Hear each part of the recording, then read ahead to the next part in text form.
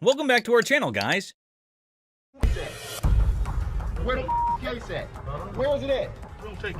Where he put them on? The guy storms into the pawn shop all worked up and starts shouting about a missing case. He's demanding to know where it is, and he appears to be accusing the staff of removing it. The feeling of stress in the air is increasing, and it's obvious that something is wrong. You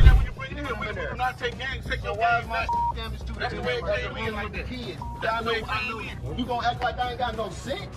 He's accusing us of taking games out of his unit. Look at the ticket. It never said with game. The atmosphere gets even more intense as the guy accuses the pawn shop of messing with his games. Les, the cool guy at the pawn shop, stands his ground. The customer's getting more agitated, making accusations and even talking about blowing up the place, which is just adding to the chaos.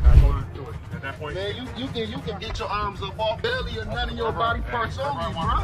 After all the stress I have, the last thing I need is a customer causing a scene. Despite the escalating situation, Les stays calm. He tries to talk sense into the upset customer, especially with a big event coming up the next day.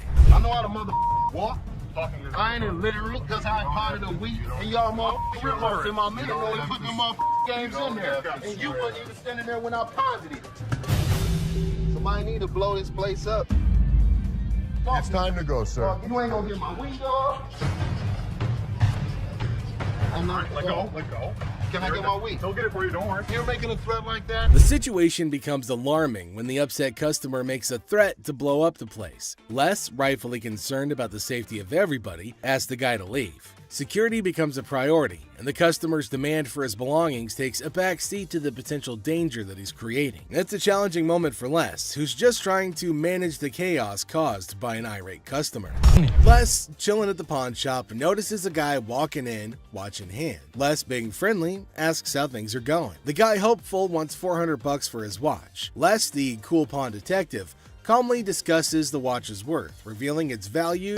The tension escalates, and the guy feels disrespected, using strong words and even threatening Les. Les, staying cool, suggests maybe he should have been given $400, hinting at a broken lamp that needs payment. The situation gets intense, with the guy considering if he should have taken the deal. The guy, still upset, leaves the shop, but not without some fiery words. Les reflects on the encounter, realizing maybe he should have given $400 to avoid the chaos. The drama ends, leaving behind a mix of emotions and a used watch. Life at the pawn shop remains unpredictable and full of surprises. How you doing today? Hey, pretty good. How are you? Real good, thanks. I'm Les. Listen, Randall, how are you? Randall, oh, you got a hell of a grip. Wow. What the hell is it? Call it a ring. Okay. I didn't think it was a bus. How'd you get it? I just got it. This guy smelled like a brewery. Okay. How much did you want? I'd like 500 for it. Why? Why? Because I need it. Yeah, I got get you. 2 DUIs. A person walks into the pawn shop, catching Les's attention. Things start getting interesting right away. The person wants $500 for a ring and shows it to Les. Les, being curious, asks where the ring came from and why they want to sell it. The person gets really mad when Les asks questions. The intensity in the air rises as the person angrily explains why they're selling the ring. Les stays calm, making it a surprising and dramatic moment in the pawn shop. Well, if it was gold, I'd give you more than 500, but it's not real. I know it's worth $500 and you're going to give me 500. Well, actually, if this was gold, and it was brass, it had no value. I understand. You have court issues. The problem is, I need $500 for it. I'm sure you please. do. Man, I don't know why you need. As the conversation continues, Les drops a bombshell. He tells the person that if the ring were real gold, he'd offer. He explains that the ring is fake, not even worth $500, and he won't pay that much for a counterfeit ring. You got to give me something for it. I can't give it to you. I'm sorry. Give it to me anyway. Man, you can give me something for it. No, you give me something Just don't for beat it. on the glass. This guy was ain't never gonna happen. We'll see about that. Show me. I will. Okay. Seth has done his homework and concludes that the pawn shop system needs to change. But is it worth the cost? Les certainly doesn't think so. Les doesn't mind losing a... Why would you be in this relationship? I don't want to take this from this guy. Vijay? No. A guy brings in a really interesting piece to the store at the behest of his controlling girlfriend. Ashley only wants to focus on business, but Bobby J is quite bothered about the customer's relationship. Unfortunately, it's not 24 karat gold. It's not? It's plated, which decreases the value a lot. Let me ask you this. What else have you had to get rid of? Nothing else. The only reason. The kid's miserable. He's scared to death to say anything. We should have helped him. You can't have this. You can't do that. And would you ever do that to somebody? Can you just go over there and finish what you were doing before? I can have an opinion about something. You can, and enough's enough. Thank you. The gold gun that Les bought from the expert comes in and saves the pawn shop more money. However, Bobby J's only concerned about saving the customer from his girlfriend. Thanks to Les' expert, there's going to be no deal between Les and the scooter owner. I'm Crystal. Crystal, very nice to meet you. Crystal, I'm This is Ashley. How you doing, Ashley? Hi, how are you? So, what you got? I have these Vegas stones that I found out of my grandmother's house. She just passed not too long ago. Oh, really? Yeah. I'm just trying to get enough money for her funeral to do what I have to do. Let me have, you know what? My gem expert is coming in this afternoon to look at a few pieces. You know what? If you want to leave these with us, I'll have him take a look. What the hell is my dad doing? He's getting his latest hopes up for nothing. I'm going to show it to Bob. He'll make the final call. It's a waste of You'll time, see, Dad. you'll see, you'll see. Les believes that the stones might be profitable. However, Ashley thinks it's a waste of time and that it gives the seller false hope. Who do you think is right? Earlier in the day, a woman brings in a bag of gems. And to us, they look just like crystal. But I have a gem expert, Bob. I'm going to have Bob check them out. So this woman with these stones is coming back. Okay. Do me a favor.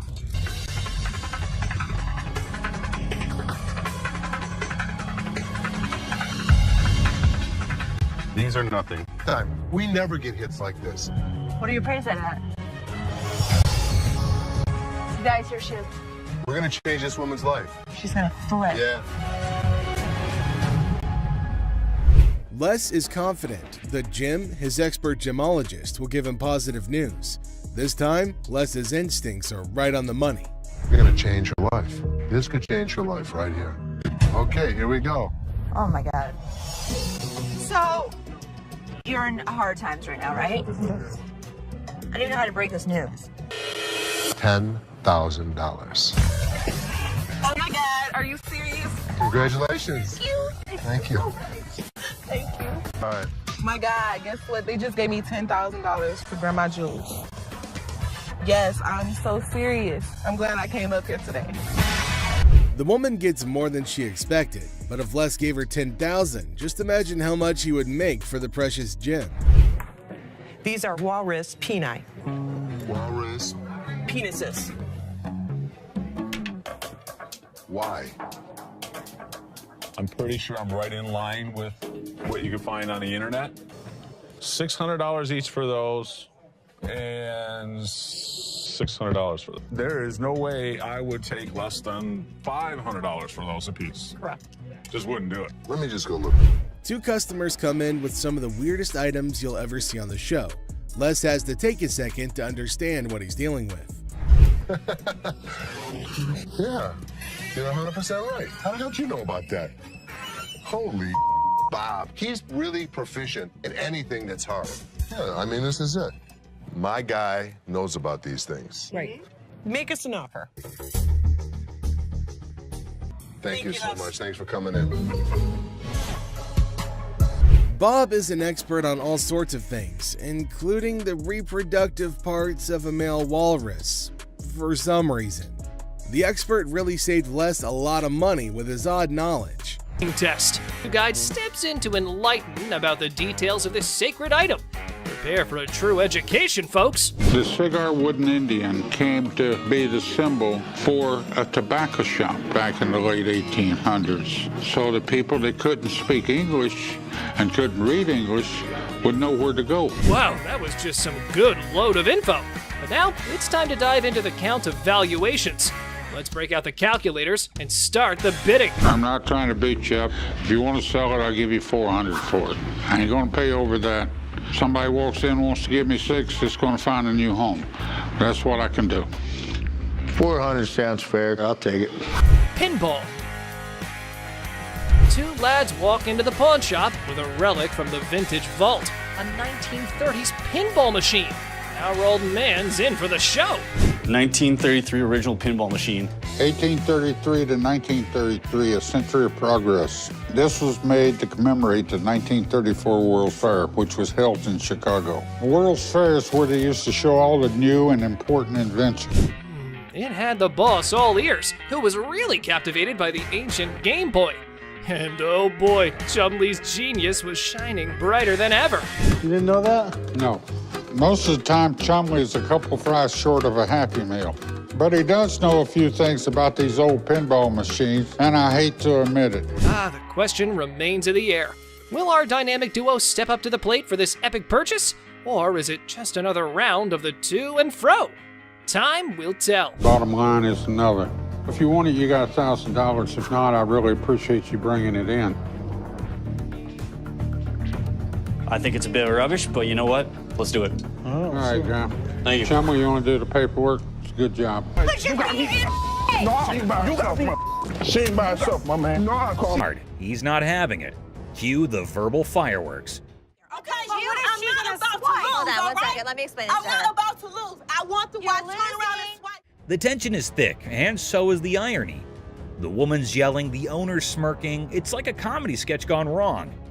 This fight is going in circles, and I'm here for it. You the ugliest two sisters I've ever seen in my life. Finally, someone with common sense. The owner kicks her out like he's escorting a misbehaving guest from a party. She's asking for directions like she's lost.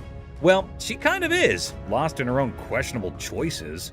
No, I'm gonna get my money. Hey, Byron, show her where the money's at. He's gonna show you where the money's at.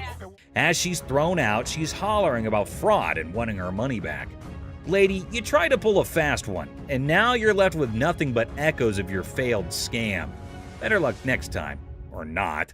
Go ahead. Man, they took my money, man. Somebody want $100? Penguin generator guest.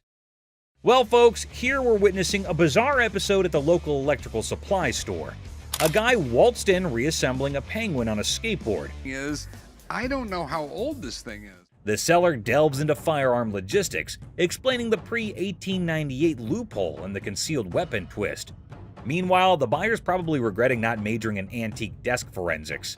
Okay, it's one to have a gun, but now you have a concealed weapon because it's a hidden gun. Have you had it apart? Yes. The seller navigates the murky waters of antique gun regulations. The buyer, eager for a legal loophole, contemplates turning the gun desk into a non-threatening relic. Antique buyer drama at its finest. Thanks for bringing it in. Oh, you're welcome. I really wish I could have bought this because the odds of another gun desk coming in here are slim. Con artist.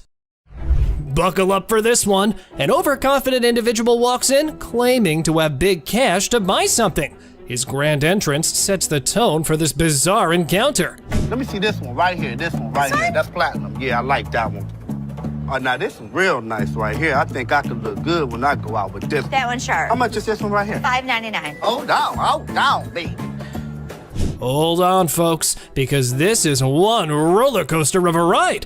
Our protagonist believes he's holding a fortune, enough to buy a $500 watch. It's a $2 bill.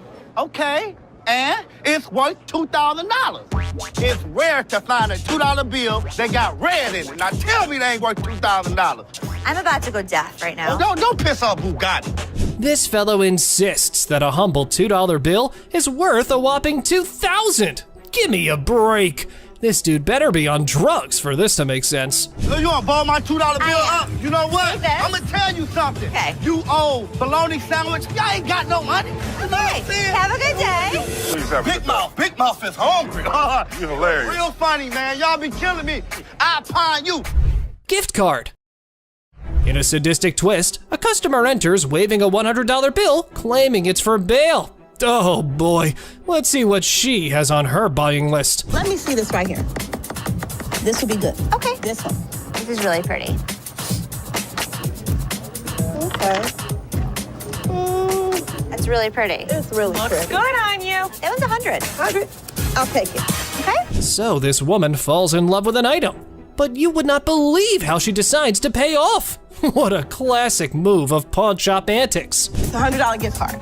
These are not our gift cards. What would you call it? It These says are preferred customers. Right. So these are VIP cards. A gold card allows you discounts on the sales floor. You can't swipe this card and apply $100 on it. Seems like this woman had her fast one playbook already at the pawn shop. But hey, who can predict the wild escalations life throws our way, right? Somebody want to buy a preferred gift card? There's not money's at. My money. He's gonna show you where the money's at. Okay, we'll walk up. I need my money. Somebody want $100? Invisible phone. In a daring attempt to find the perfect gift for her son, a woman decides to venture into the pawn shop. But little did she know what awaited her there. I was kind of looking at some of these watches. Okay. Where the hell is my phone? Something wrong? Yeah, my phone. I just let my. Did you take my phone? Take your phone. There was never a phone on the showcase. Well, folks, it appears our big mama's stealth skills might need a tune-up. However, did you see her put a phone there? Not me. I ain't crazy. Damn it, I just laid my phone there. Don't touch me, yo. You better get off because I. You Calm down. There was no phone. I laid my phone there. Can someone just ask this woman to keep it down a bit? It looked like she was indeed trying to pull a scam. However, this is how she decides to take cover. When you start attacking another customer in the store, you have got to get out. Y'all better get this lady because I ain't got nothing. Please, Nobody don't got time for this. Yo, get this old ass lady. You gotta get my Looking for a boyfriend. A girl visits the pawn shop on the hunt for her beloved boyfriend. Can you guess where she might find him? Oh, you got it. It's none other than the store itself. Talk about a stroke of genius. I'm sorry, but who are you? Just get him for me. And so what's this regarding? He's my boyfriend and he's not paying child support. You're his girlfriend? Yes, I need him. So don't you have a cell phone number? Can you just get Chad, please? I do have a Chad that works here, but I don't have time for this today. Our girl meets Seth, who's in a funny mood today. Get her ready for a humorous encounter that'll surely make you laugh. It's time for some entertainment. Come on, grab Chad for me. His lovely girlfriend's here. Like, I got all day to just be wasting my time. This young lady would like to see you. That's not him. Y'all playing games with me now? That's Chad. No, that's not. Then I don't know. I know who I sleep with. What? This lady is out of her mind. Well, apparently, lady, they've got the wrong Chad, so you better take your business elsewhere. Or you've just started looking like a scammer. It's going nowhere fast. Oh, you're talking about Chad, the tall guy with the waves. Yeah, Chad. He just went outside. He's right out there. Y'all want to sit here and play with me? If this was Chad's girlfriend, I have one piece of advice, Chad. Run away. Where the he at? Watch that. Tressa, the ex-employee, decides to stroll back into the pawn shop with a Rolex watch in tow. Guess what? It's the one her boyfriend paid for. The guy that bought it for you disputed the credit card. No, he didn't. Here, I can put him on the phone for you. Hold on, Tressa. He did dispute it. He's never been paid for the watch. I can give you a loan today for $1,000, but Things heat up quickly between the ladies as Tressa and the shop owner engage in a fiery exchange. How about we skip everything to the dispute paperwork? They mailed him a piece of paper to close the dispute. do you have the form on you? No, but I can call him. Okay, so when you get the form, I can give you a loan for the $1,000 on the watch. So I can give you the loan for the $1,000. That's stealing. Disputed. It's not fully paid for right now until we receive the paperwork. You're wrong right now. Now, let's all hope she can gather her dignity and retrieve that slip to claim her hard-earned cash from the pawn shop. It was time for a little redemption. Let's do the $1,000 loan, and then I'll be back with the paperwork. Honest to God, you are so wrong. Not a nice person. That's nice to say to your, how old are you? Look how you're treating me in front of my kids. Ridiculous because it's been appraised over the years. Back in the 90s, it was as it is. I don't care what you say. I don't care what you tell me. Are you her customer or mine? I'm talking to you. Come on. This lady got so irate because she wanted to be next in line. She wanted to be first. She felt that she was the most important out of every customer. You're next in line, so I'm gonna be right with you. Okay, well, come on. It doesn't matter. What the are you? You're not the police. I can talk to whoever I want to talk to. What are you going to do? You already know. In the opening scene, Ashley is at the counter with a lengthy line of customers. A sudden disruption occurs when a black woman attempts to cut in front of everybody else. Ashley confronts her, asking, "What are you doing?" The woman becomes upset, but Ashley firmly asserts, "You can't do that stuff here." Goodbye. Come back here. Let's talk right now. Take the receipt. What would you like to do with it, ma'am? I want to pay. Well, you have to go to those windows. I'm not, no. I come to this line any other time. Not at this window. It's Okay, well, I'm not going to stand in the line. in the wrong line. Get in the other line. And I'm not going to get in another line. I'm going to walk straight up to the damn window. We won't take you. The woman continued standing in line at the counter. Les approached her, inquiring about the situation. She explained that she wanted to pay, but refused to move to the next window. Les informed her that in the pawn shop, crossing others in line isn't allowed. emphasizing the importance of waiting your turn. Here of you. Y'all just told me something. See this lady here? All the other customers. Okay, and I always come to this one. I'm sorry, you have to stand in the other line. Okay, well, I'll be back before y'all close. You can do whatever you want in this line. She can. Can't wait your turn. We'll be back later. Following the interaction, the woman eventually complied and moved to another window. Les, taking action, instructed the workers at that window not to accept her payment. He firmly directed the woman to wait in line like the other customers, reinforcing the shop's policy on fair and orderly transactions. Thank you, sir. Thank you. Thank you. Thank you. Yeah, jackass. Take your bitch. Take yeah, that's you. And get it to you. Yeah, make me. We don't, sir, we don't want please. this. You can take this stuff. Sir, and put it where the sun don't shine. Listen. I don't know what the problem was. As the interaction begins, the customer expresses gratitude, but the tone takes an unexpected turn. Tensions rise as the customer's language becomes confrontational. The shopkeeper, addressing the situation calmly, refuses to tolerate mistreatment. The dynamics shift from appreciation to conflict, showcasing the challenges of customer service in a brief yet intense moment. Came in here, tried to spend my money is what I did. That's what I did. Okay. And come instead of trying to come in here, I'm not even talking to you.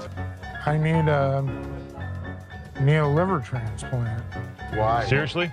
They didn't even look at these cards. Sour Patch Kids.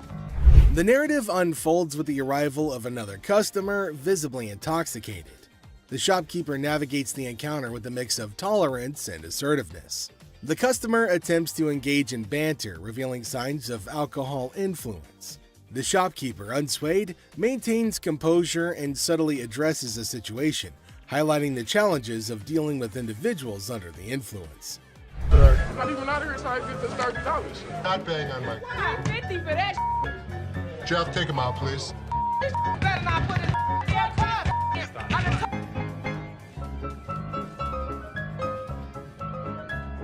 How would you? Man, what the?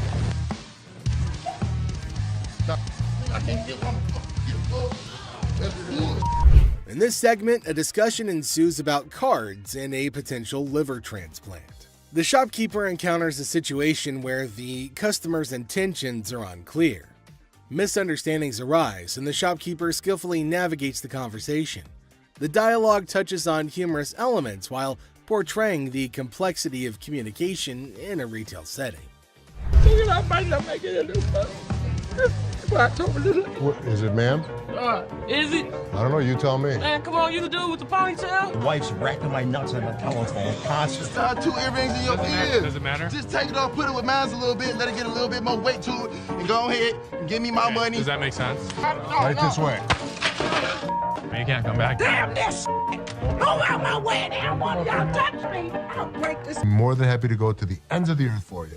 When you come in like an ass, you be walked out like an ass. The scene takes a surprising turn as the atmosphere shifts. The shopkeeper reassures the customers that, despite challenges, the store is dedicated to going the extra mile for them. The encounter, starting with tension, concludes with an assurance of excellent service. This final part encapsulates the roller coaster of emotions within a brief time frame, showcasing the highs and lows of customer interactions. You just walk today? Man, how you doing, brother? What's the deal on this TV here? This TV right here is $400. $400? Yep. I was in here 2 weeks ago, sold you this mother for $90. Now you gonna ask me $400 for it, man? In the electronics section of the store, a customer named Robert engages in a conversation about a TV with the store employee. The casual tone sets the stage for what seems like a routine interaction. The customer questions the TV's price, sparking a humorous recount of a previous encounter where he claims to have purchased the same TV for a lower price. Are you kidding me? So you're making a $310 profit off me? Bull, man. Can I help you? Who are you, man? I come in here 2 weeks ago, just like I told this. Gentlemen. Do something with your hair, man. And then y'all gonna sell it for $400. You gonna make that much profit off me? As the dialogue unfolds, the customer expresses dissatisfaction with the marked up price, claiming the store will profit significantly from his purchase. A manager steps in, attempting to resolve the situation. Tensions rise as the customer questions the legitimacy of the price hike, and demands a resolution, emphasizing the financial disparity between his purchase and the intended selling price. Brother, Where's your receipt? can you not understand English, my brother? No, I can't, my brother. I don't believe that he wants a TV for nothing. I'll just take the TV, man. No. The customer threatens to take the TV and leave without making a purchase. The manager issues a stern warning, asserting that any attempt to take the TV without completing the transaction will result in immediate removal from the store. The confrontation takes an assertive turn, with both parties standing their ground. Once I get this TV. Man, get above me. Man, get off me. Man, get off me. I ain't going outside. Get my damn shoe, player. You got my shoe. You got my money. It's Jordan. This guy was acting like a total baby. He wanted attention and he got it. Despite the warnings, the customer decides to leave the store, expressing discontent with the entire experience. He accuses the store of mistreatment and vows never to return. The situation concludes with dramatic flair as the customer exits, leaving behind a sense of dissatisfaction and a promise never to retain his position, asserting that the store's policy is non-negotiable. The heir becomes charged with confrontation as both parties refuse to back down. As things got super heated between Les and the customer, Byron tried to step in to calm the man down. As the situation reaches a boiling point, Les and the customer engage in a verbal showdown.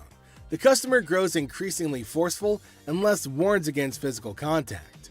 Byron attempts to mediate and calm the customer, but his intervention takes an unexpected turn, adding a new layer of tension to the already heated exchange. Really? The confrontation takes a risky turn when the customer, ignoring Les's warnings, attempts physical contact. Byron, in a misguided attempt to intervene, escalates the situation further. Les stands firm, refusing to be intimidated while tensions continue to rise. Les questions a man's marriage. Les uses a customer's words against her. There's trouble in the office, but Les reminds Seth that he's the boss. Les kicks off the day questioning a man's marriage, using customers' words against her. Trouble brews in the office, but Les asserts his authority as the boss, teaching a disrespectful man a memorable lesson. Les shows that he's not just a pawnbroker, baby. He's a boss in control. Here are savage Les Gold moments. It looks like Les is more interested in this man's marriage than his business. Les woke up this morning with the urge to roast someone, and of all the people he could roast, he picked this guy. Things take an unexpected turn. Now, in a surprising twist, Les dives into the man's marriage, leaving everybody shocked. Les humorously challenges the man's absurd scenario, roasting him in a way that only Les can. The man's attempt to buy an anniversary present with his wife's jewelry backfires, adding a touch of humor to the pawn shop drama. Get a watch for my wife's anniversary. Oh, it's not your anniversary too? Well, yeah, it is mine too. How many years you been together? 25 years. Oh, okay. How many good ones? So how did you get these? Well, we were going through some of her jewelry. She said this belonged to my grandmother. They're not real. Les posts a customer's watch request, questioning the authenticity of the jewelry. Unfazed, Les detects the fake and confronts the customer's peculiar anniversary gift plan. The customer tries to defend himself, but Les, in his signature style, keeps it real and uncovers the truth behind the fake jewelry. And hold on a second. How come the old man wants to buy his wife an anniversary present with her own jewelry? That is one hell of a ridiculous scenario. What this man could have done at this moment is leave. But nope, some of these customers love to start drama. This is older than both of us. It probably is. But it was fake when it was made, and it's still fake. Les faces a customer who crosses the line, insulting his family. For the first time, Les takes matters into his own hands, delivering a stern warning. The tension rises as Les draws the line, showcasing a side of him that won't tolerate disrespect towards his loved ones. Yeah? Okay, I've seen your wife. Listen, mother, there's two things you don't talk about. What's that? My wife and my family. Oh, so here's the deal. For a moment, we thought... Two of you. Here's the deal. Get out of here, two of you. I'll hurt you guys so bad. Sure you will. Better get in the front. Sure you will. In a final showdown, Les lays down the law. With no patience left, he kicks the disrespectful customers out, warning them of dire consequences if they return. Les reveals his savage side, making it clear that disrespecting his family won't be tolerated under any circumstances. The plot thickens as Ashley confronts Seth about the apparent double standards. She probes into the intricacies of spending $880, questioning how bad it could be. Seth, in classic sibling fashion, argues that his purchases are all about resale value, a concept he conveniently forgets when it comes to Ashley's shopping habits. According to him, he's the revenue guru. You are just a hypocrite. She was just being ridiculous. I just want her to stop talking. Ash, what do you want from me? Apologize to me. Apologize? Apologize because you're such a hypocrite. You know what, Ash? I'm sorry. I'm sorry that you're a bitch. You, Seth. You're such an ass.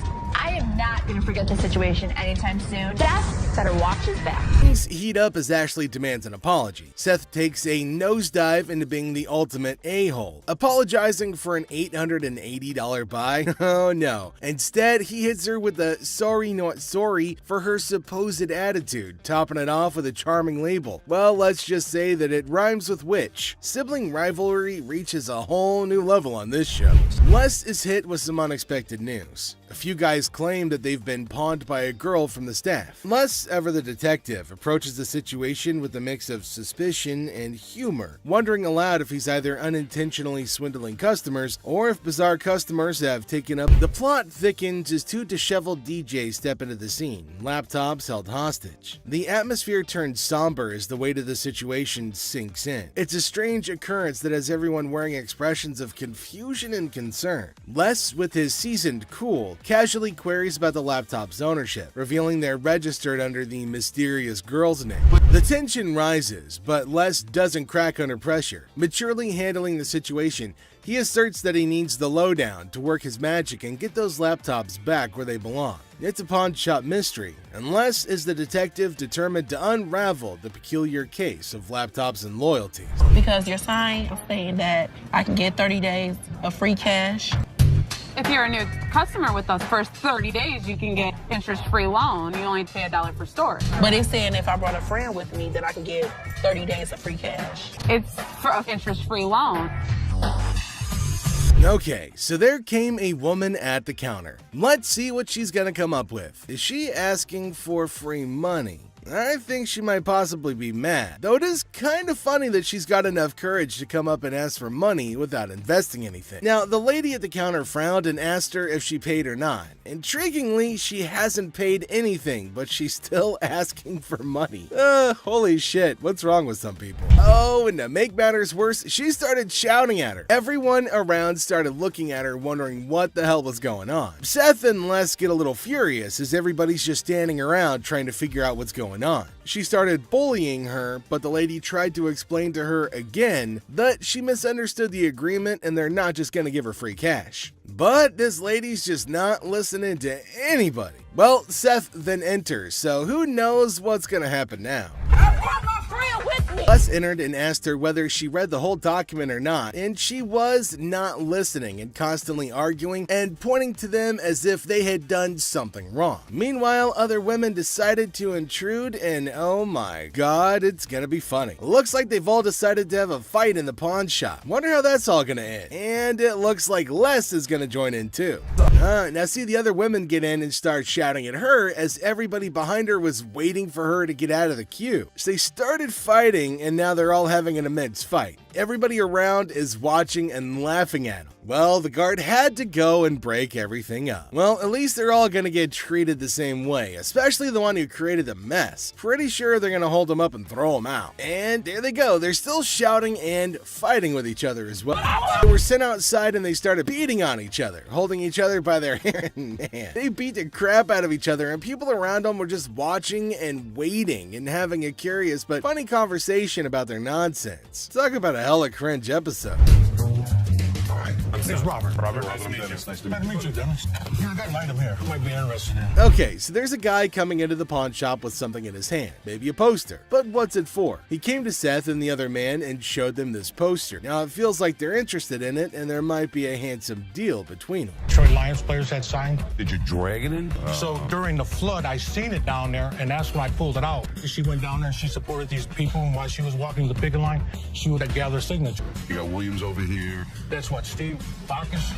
This is the first time a guy actually brought in, and I just got on the picket line because I'm on strike right now myself. We've been on strike for almost 3 months now. $1,000. He started describing the poster that's mainly about the protest of people in history, and it's got lots of signs of well-known people and has got a lot of worth. He explained everything in one go and demanded a heavy amount for it as it was really valuable to him. Seth told him that it's got some stains on it, and it's no doubt the same poster of historical strike, which made it worthy, but for him it might make a lot of difference. Hate the condition of it. I understand, and I You gotta understand when it comes down to collectors, everything is about condition. Absolutely. And I'm sure if your dad saw this, jump on the heartbeat.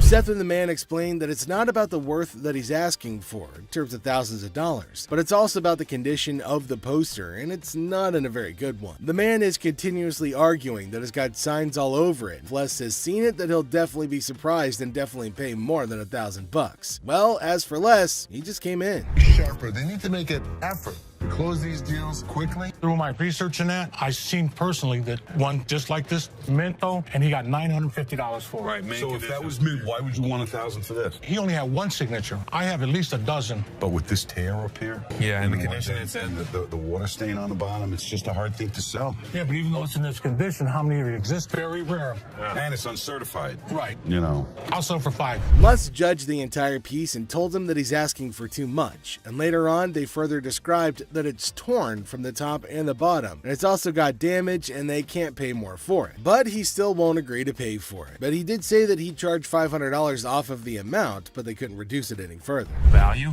Let's make a deal. $75? No way. Who's gonna buy it from you?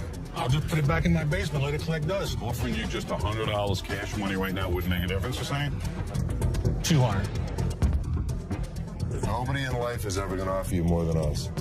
According to Seth, it's a historical and cool piece and might be a profitable deal for them. So he asked the man if they'll pay $750 for it. But the man was stunned and said that they're paying too little. He said that you should pay more, but Les is arguing that no one can pay you more than this.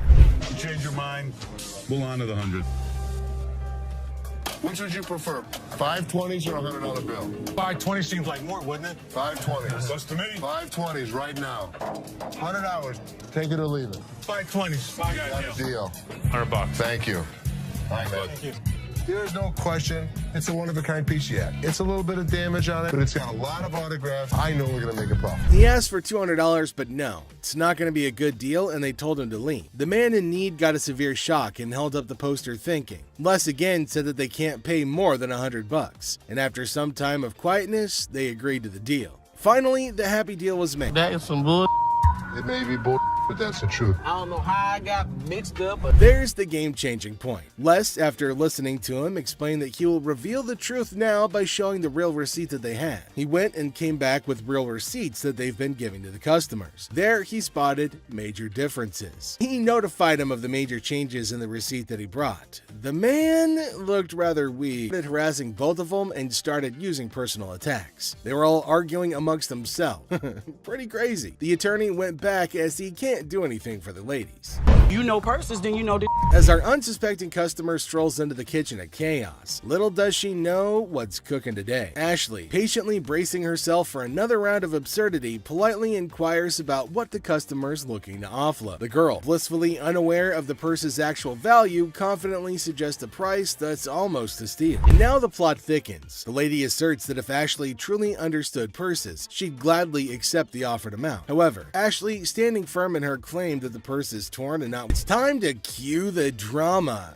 Ashley throws out the bold figure of $50, and it hits the customer like a curveball she wasn't ready for. Feeling the heat, our lady teeters on the edge of diplomacy and blurts out the unforgettable line. She labels Ashley a pepperoni ass and decides that she'd rather chat with anyone but her. Talk about spicing up negotiations.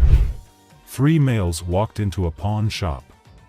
One of the suspects stood at the door as a lookout while the other 2 suspects walked directly over to the display cases. So, like, these 3 guys roll into the pawn shop, just casually strolling in. The other 2 guys, they head straight to the fancy display cases. It's all got suspicious vibes. And then, bam! One of them whips out a sledgehammer and starts smashing the glass. Things are starting to get pretty wild. At some point, a customer from the place is seen leaving calmly while the lookout tells her to hurry up. The suspects appeared to be wearing heavy-duty gloves in order. At one moment, a person from the shop strolls out all calm, and someone's keeping an eye on her, urging her to speed up. The people thought to be involved seem to have on these tough gloves, maybe so they don't get any cuts. Not to get cut while removing the glass from the cases. Both suspects placed the jewelry and many other valuables in the bags. So when they took off the glass from the cases, both of them put the jewelry and lots of other valuable stuff into bags. After that, they hightailed it out of the store in a black Mercury Marquis.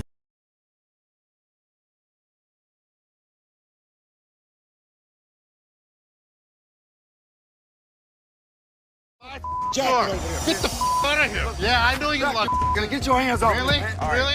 I'm your mama. You don't talk to me like that. I don't give a don't what you gonna be out in public. I don't. You know what? I never liked you. I literally. From the outrageously rude to the downright disrespectful.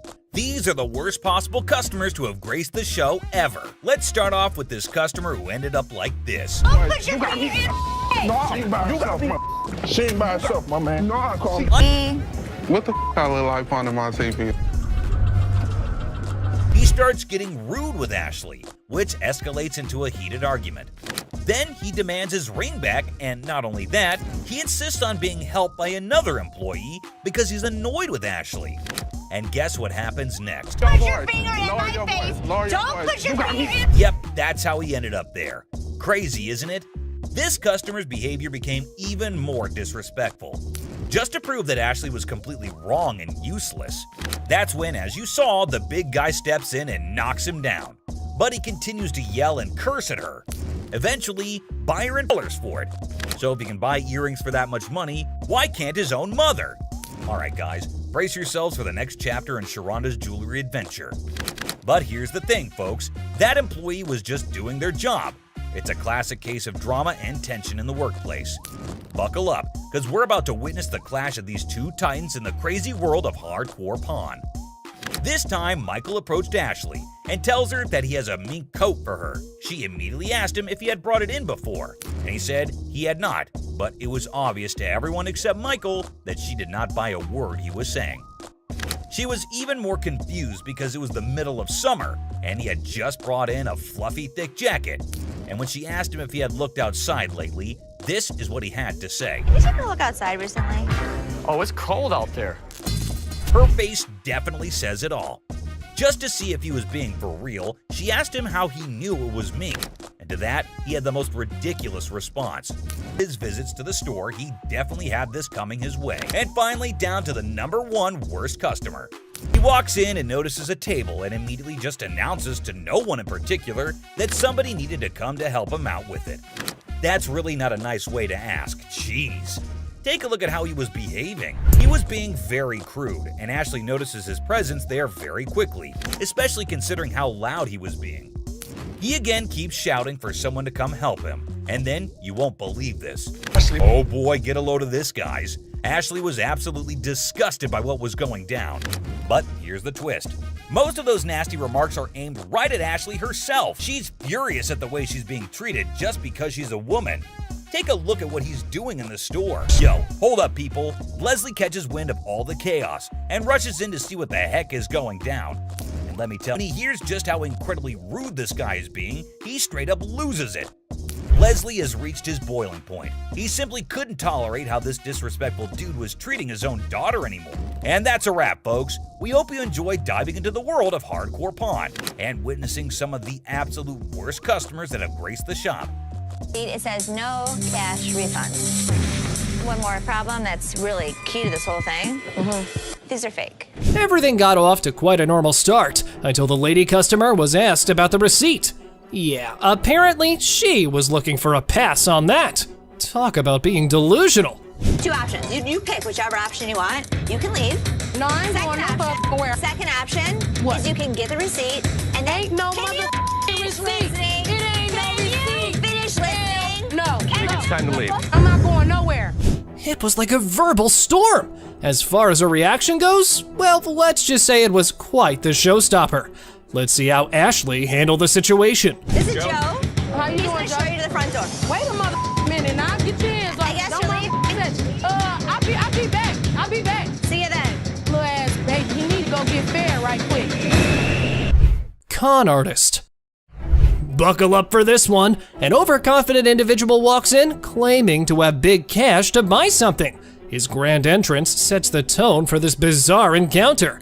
Let me see this one right here. This one right here. That's platinum. Yeah, I like that one. Oh, now this is real nice right here. I think I could look good when I go out with this. That one's sharp. How much is this one right here? $5.99. Hold down, baby. Hold on, folks, because this is one roller coaster of a ride. Our protagonist believes he's holding a fortune, enough to buy a $500 watch. It's a $2 bill.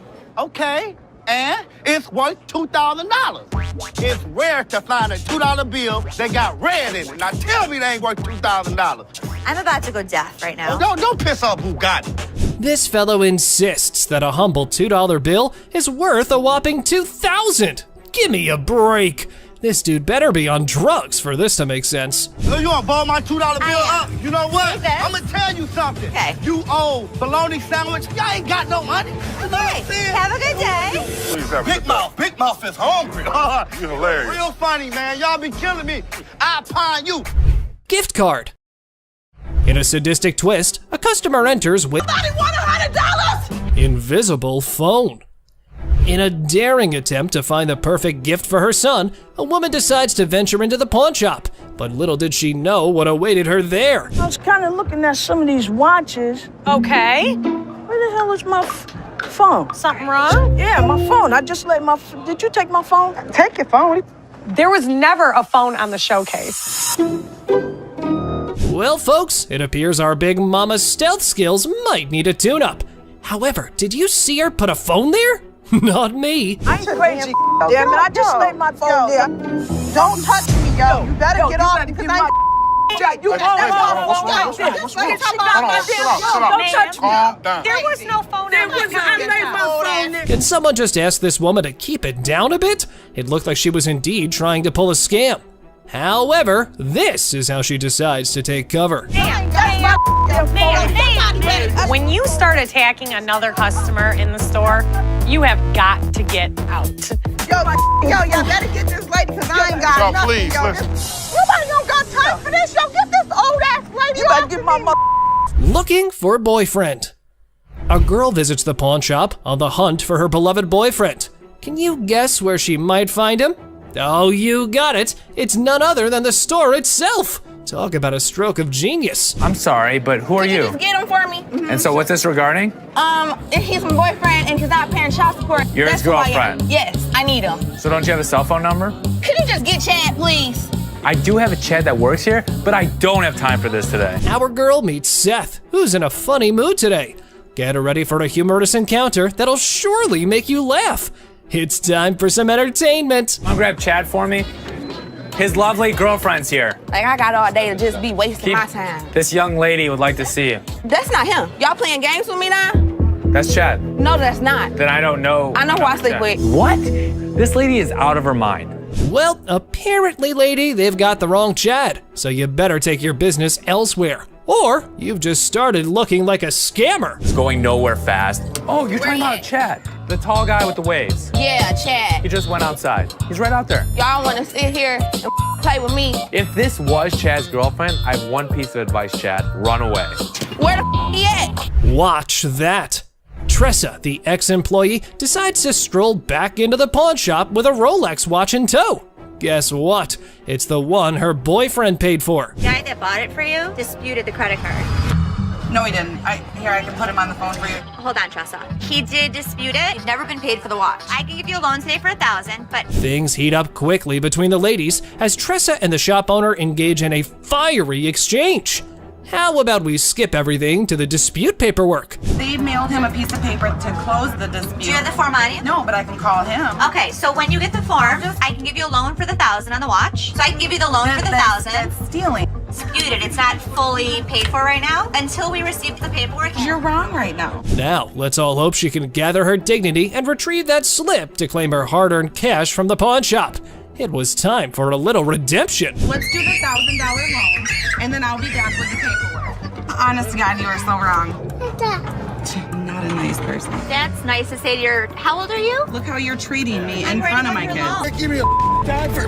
Oh man, man, why you break that, man? I did not drop it on accident, man. I didn't break it. I thought it was you, man. Oh, that's good. Now you shouldn't have that. Where's Nikki? The lady has arrived at the pawn shop saying one of the workers valued her earrings. And now she's just demanding the estimated price. What a mind wreck, I gotta say. Who'd you talk to? Nicole? Over the phone. Yes, But ma'am. we don't see. More than a symphony of annoyance. You ain't supposed to be talking to me like that either. Who the hell you think you talking? Two older folks enter the pawn shop with 1970s computers. They hope to sell them to fund a trip out west. Let's see if they were able to enjoy the blast from the past. Got some equipment here. So how much are you looking for? About $900. Other than Ashley, the queen of quotes in this pawn shop. This ring right here. This lady swoops in, ready to reclaim her ring most dramatically. What are you doing? He wanted an appraisal on this ring. On my ring? Why'd you take my ring? Well, I wanted to see how much it was worth. Bull. You're a liar. Why'd you take my ring? Ouch! Painful lesson learned, folks. Our big boy now knows the golden rule. Never pawn your wife's ring without her permission. Priceless wisdom, I must say. All of a sudden. Let's go. Right now. That's my TV. A boyfriend pawned his girlfriend's TV, and now she was on a mission to reclaim it. Looks like he learned the hard way. Since Pacifier pawn.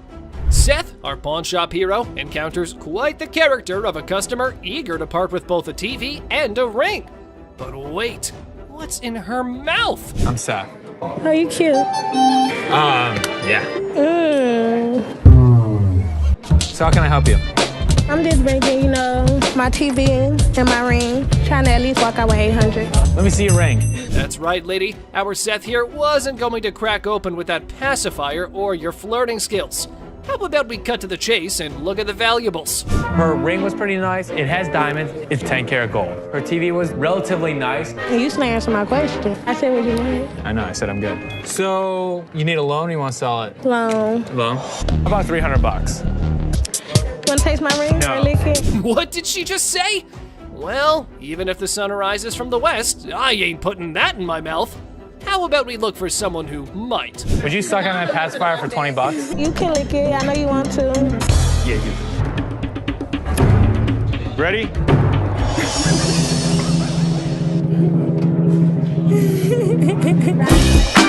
Push fight. Two in a mood to listen to your story. Come take Can I see it? Come with me. I'm a pawnbroker. I'm not a. Free grab. The girlfriend decided to pawn her boyfriend's Xbox, and now he's on a crusade to rescue it. Lesson learned, right? Pawning is such a brilliant way to solve everything. My girlfriend, she came up here and she got rid of my Xbox 360 and I came up here to get it back. Okay, here's the ticket. No, I can tell you her name and you can just give me my I can't 360. give you any information about somebody else's account. You just need to give me my stuff. But our man here forgot that this store needs a police report for such incidents. So how about you keep your volume down, gamer? Instead, this is what he does. Can I just have my? We can sell you another one. Well, let me just look for one that I want to grab. Okay, you go that way. Wait, right what here. What 360 there, and bro? I'll sell you one. Stop right here. No, ain't no And I'll selling. sell you one for $200. No, I can grab one for free. Excuse me? Yeah, you can heard. do what? What in the world was this dude thinking? He was running around like it was a jogging park. But hold on to your seats. Big Joe was here for a run too. Hey! Get out of here. Get the out. Now. All right, Don't ever step back my You gonna car. make me move? Get out of my face. I'm My stepping store. Bye. I can't take you nowhere. It's the whole minute without you. I really do believe you. Customer flirting. Imagine you're ready to pawn that chain, right? How about using your charm to score a sweeter deal? Remember Ashley? She had a customer smitten with a better offer. You're the first person I met when I first come here to this pawn shop. Yesterday, I come up here and I got my chain out. Now I got to pawn it again. How much you have it in pawn for before? Oh, I had it on 120. I was going to pawn it for 200. Do you want to take a look at it? Yeah. Just wait, my friend. What's the plan here? You and Ashley? Do you like BFFs? Now, from where this unconditional love stems, suspicion might be knocking at your door. I can't find her name in the system. You sure can keep a woman waiting. Well, here's the thing. I don't even see you in my system. So you lied to me? I do like you. No, you lied. I adore you. I appreciate would not that. lie to you. Whoa, that confession strategy is next level. But hey, reality's the ultimate plot twist, right? Plans in our heads versus the real-time remix don't always sync up. How much did you get on this? I get last time 120. Okay. I'll give you 130. Okay. All right, step on over. I think I've got a customer for life. It's good to see you. Nice to see you. 700 cockroaches. No shiny metal, no problem. Time for a quirky twist. Snag those cockroaches and hit the pawn spot down the alley. Who knew creepy crawlies could be the new currency? Hold the phone, folks. His eerie charm's catching on. They are Madagascar hissing cockroaches. Oh! Ew! Ew! Ew! Ew! Ew! Did you want to see one? No! Close it! Yeah, those gross goodies. He's got his sneaky secrets for that oddball offering. I was using them to feed my Savannah monitors. That is disgusting. How many do you have? If you pick one of these up, they're actually heavy because there's so many of them in there. I really do believe you. Seriously, bro, we're talking $1 a pop. Those things are tough to sell, even as giveaways. It's like offering a lifetime supply of, well, nope. You better take them back home. I wish I had somebody that needed them. Thank you very much. I'm sorry. I bought living creatures in the past. Cockroaches isn't in our repertoire, but the best thing about it, the look on Ashley's face, priceless. That was gross. Chicken Man. Alrighty, folks, we've got the Rocket Man on our radar. But hold on to your feathers, because here comes the Chicken Man on a mystery hunt while eating chicken in the pawn shop. That's ironic. You hungry? No, not that. I got this for free. I work there, you know what I'm saying? Do you? Yeah, let me show you. Feel free to lay your chicken on the counter. All right, look, this is what I do. I say I got chicken and finger sucking. Come for a plucking. Looks like we've cracked the age-old riddle. Why'd the chicken cross the road? Well, to get a pawn shop watch, of course. But hey, buddy, you're not pulling a poultry prank now, are you? He's eating chicken while he's talking to me. Oh, all right, look, let me see them get it right there. You're spitting chicken on the counter. That's for you, man. Can I see that right there? Sure. You see it? How much this cost? $1,200. $1,200. Check out Mr. Chicken over here. He's likely on a goof-off mission. However, Seth seems to be pretty annoyed. Oh, here's how he neutralized the chicken threat. Are you seriously gonna buy something, or are you just... You ain't even let me see. Dude, now you're bothering me. In a second, Byron's about to choke a chicken. Oh, choke a chicken? He's about to. All right, look. Make a deal. Byron, want piece of chicken? You touching chicken? Come on, man, let's go. And you know what? You ain't got to touch me. Angry mom. This mama's boy strolls into the store, peddling his speaker. Seth's deal? Not winning any gold stars. Looks like our dude here is stuck in a pickle. I got a speaker. You got multiple speakers. And we $150 short, so I'm hoping you guys can help us out. Realistically, I could sell you them for about $100. So what you trying to give me for this? I want 150. What you selling it or pawning it? Selling it. $45. Mr. Black, you're in for an offer based on your goods. Just a heads up though, his chat game with Seth could ruffle more scratches than a ticklish itch. So I can get you $45. Well, I don't need these mother. They won't give me what I want. You came in, you want $150. Damn. What? Mama, you don't talk like that in front of these people. I done raised you better than that. Now you apologize. I'm taking my speaker. What? Oh, yes! Preach it, mama! Time for a lesson or two. Junior needs a masterclass in manners. Let's dial up an apology for his bad language. I can't take you nowhere. It's the whole city without you. Mother. Boy, What do I pay you guys for? I'm hiring her. Disrespecting Ashley. This man is on the hunt through the shop, spotting a bedcom table. He's got a plan for some store-wide spotlight drama. Look what he has to say. This is a sex table, baby, right? Dirty couch. Fresh and he just uttered? Mr. Couch is clueless about the league he's stepping into. Time for him to deal with the devil. Here's a spooky one. This might not be your regular Tuesday, because this time, the devil isn't at the crossroads, but at the pawn shop trying to sell his gold for cash. How old are you? 2,500 years old. Great. I finally got to meet somebody that's older than my dad. So how can I help you today? I want to get rid of this gold. I don't want gold. I want money. I think he's crazy. But interesting fact, people, this time around, you don't have to give your soul in return, but some cash, and the devil's good to go. Here's what happened next. This guy might take the cake for the weirdest guy that has ever walked through the store. How much you want? Tell me what you give me. I could have gotten $650 for this stuff. Can't do it. Maybe $650. Les hasn't ever made a deal with the devil. But this time around, he's willing to crack this one, being ready to outwit even the Mark Trickster. You want 610? I'll take $650. I can't give it to you.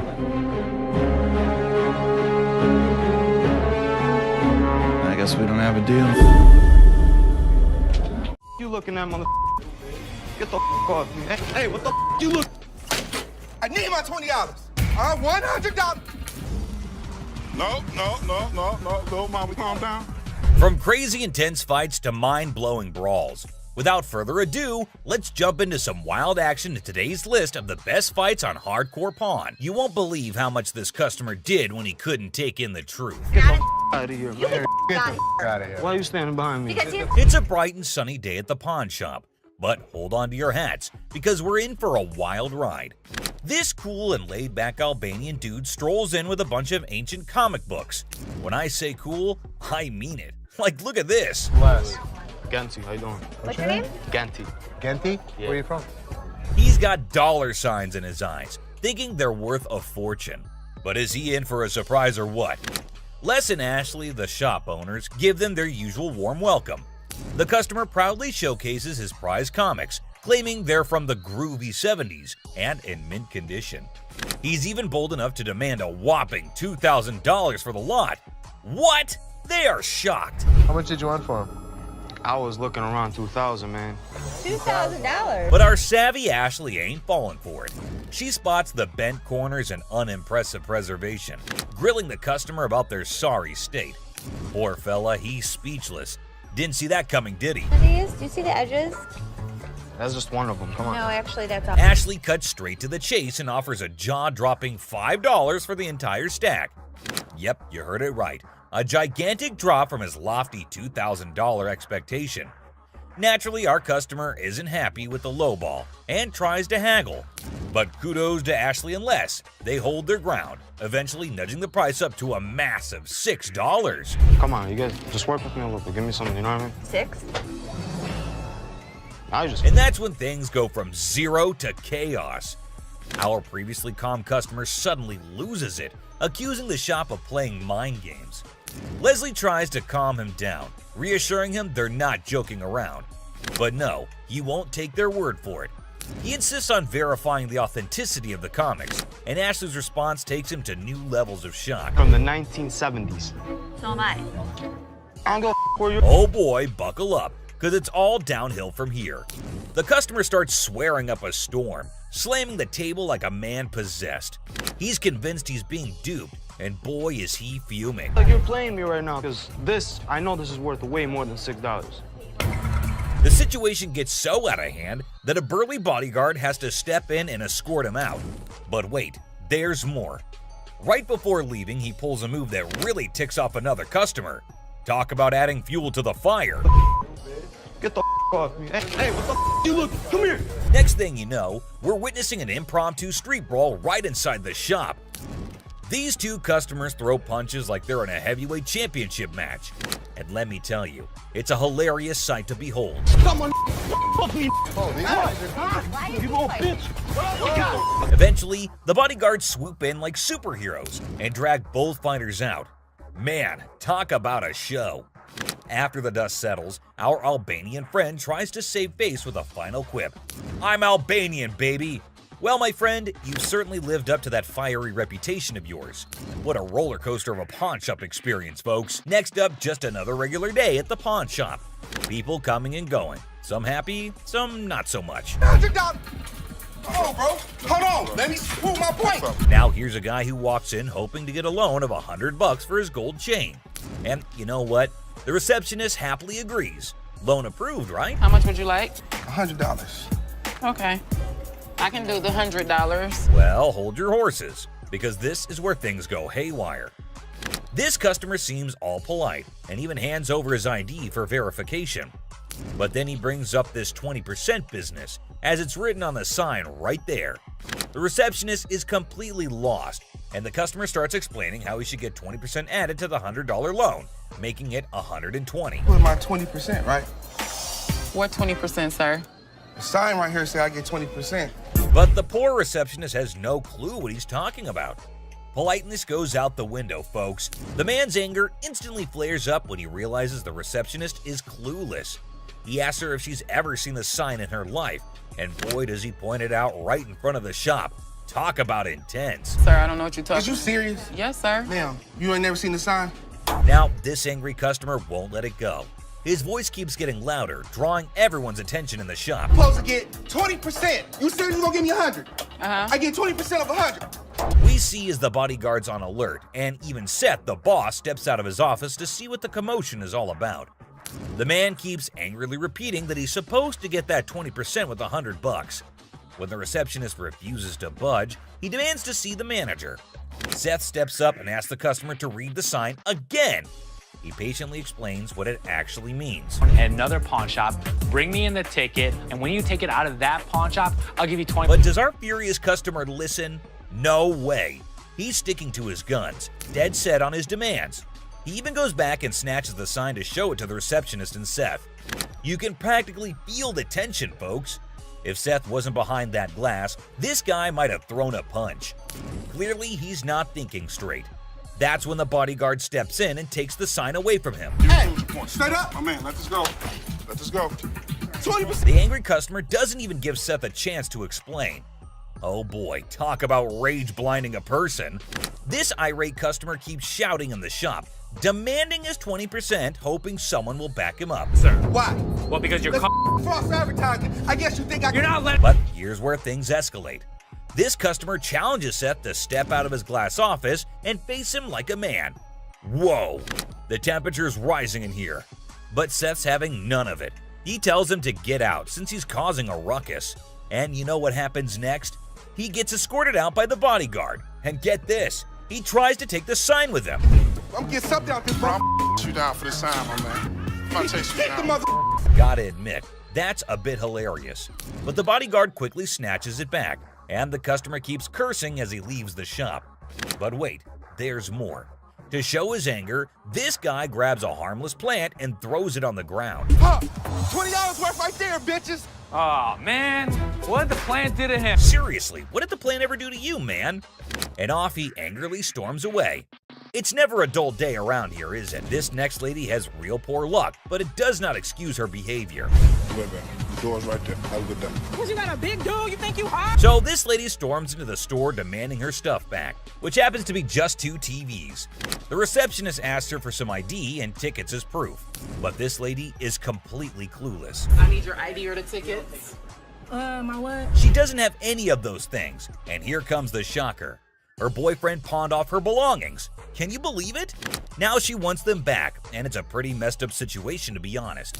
She explains to the receptionist that she can't provide the required documents because her no-good boyfriend isn't even around anymore. He left her high and dry. Ouch, that's gotta hurt. Now Ashley, who overhears the whole thing, initially sympathizes with this poor girl. But hold up, that sympathy doesn't last for long, and for good reason. I feel terrible for her, but I can't help her without her ticket. This customer suddenly loses her mind, like all the anger in the world has consumed her. And guess what she does next? Brace yourselves, people. She starts yelling and banging on the glass window, demanding her precious TV. Don't land on my way! Seriously, that's not how you get things done. Even if someone is trying to help you, no one will tolerate that kind of behavior. Ashley, understandably furious, tells her to back off. The situation gets so heated that Ashley has to step out of the room to confront this unruly customer. And guess what? This lady has the audacity to threaten Ashley.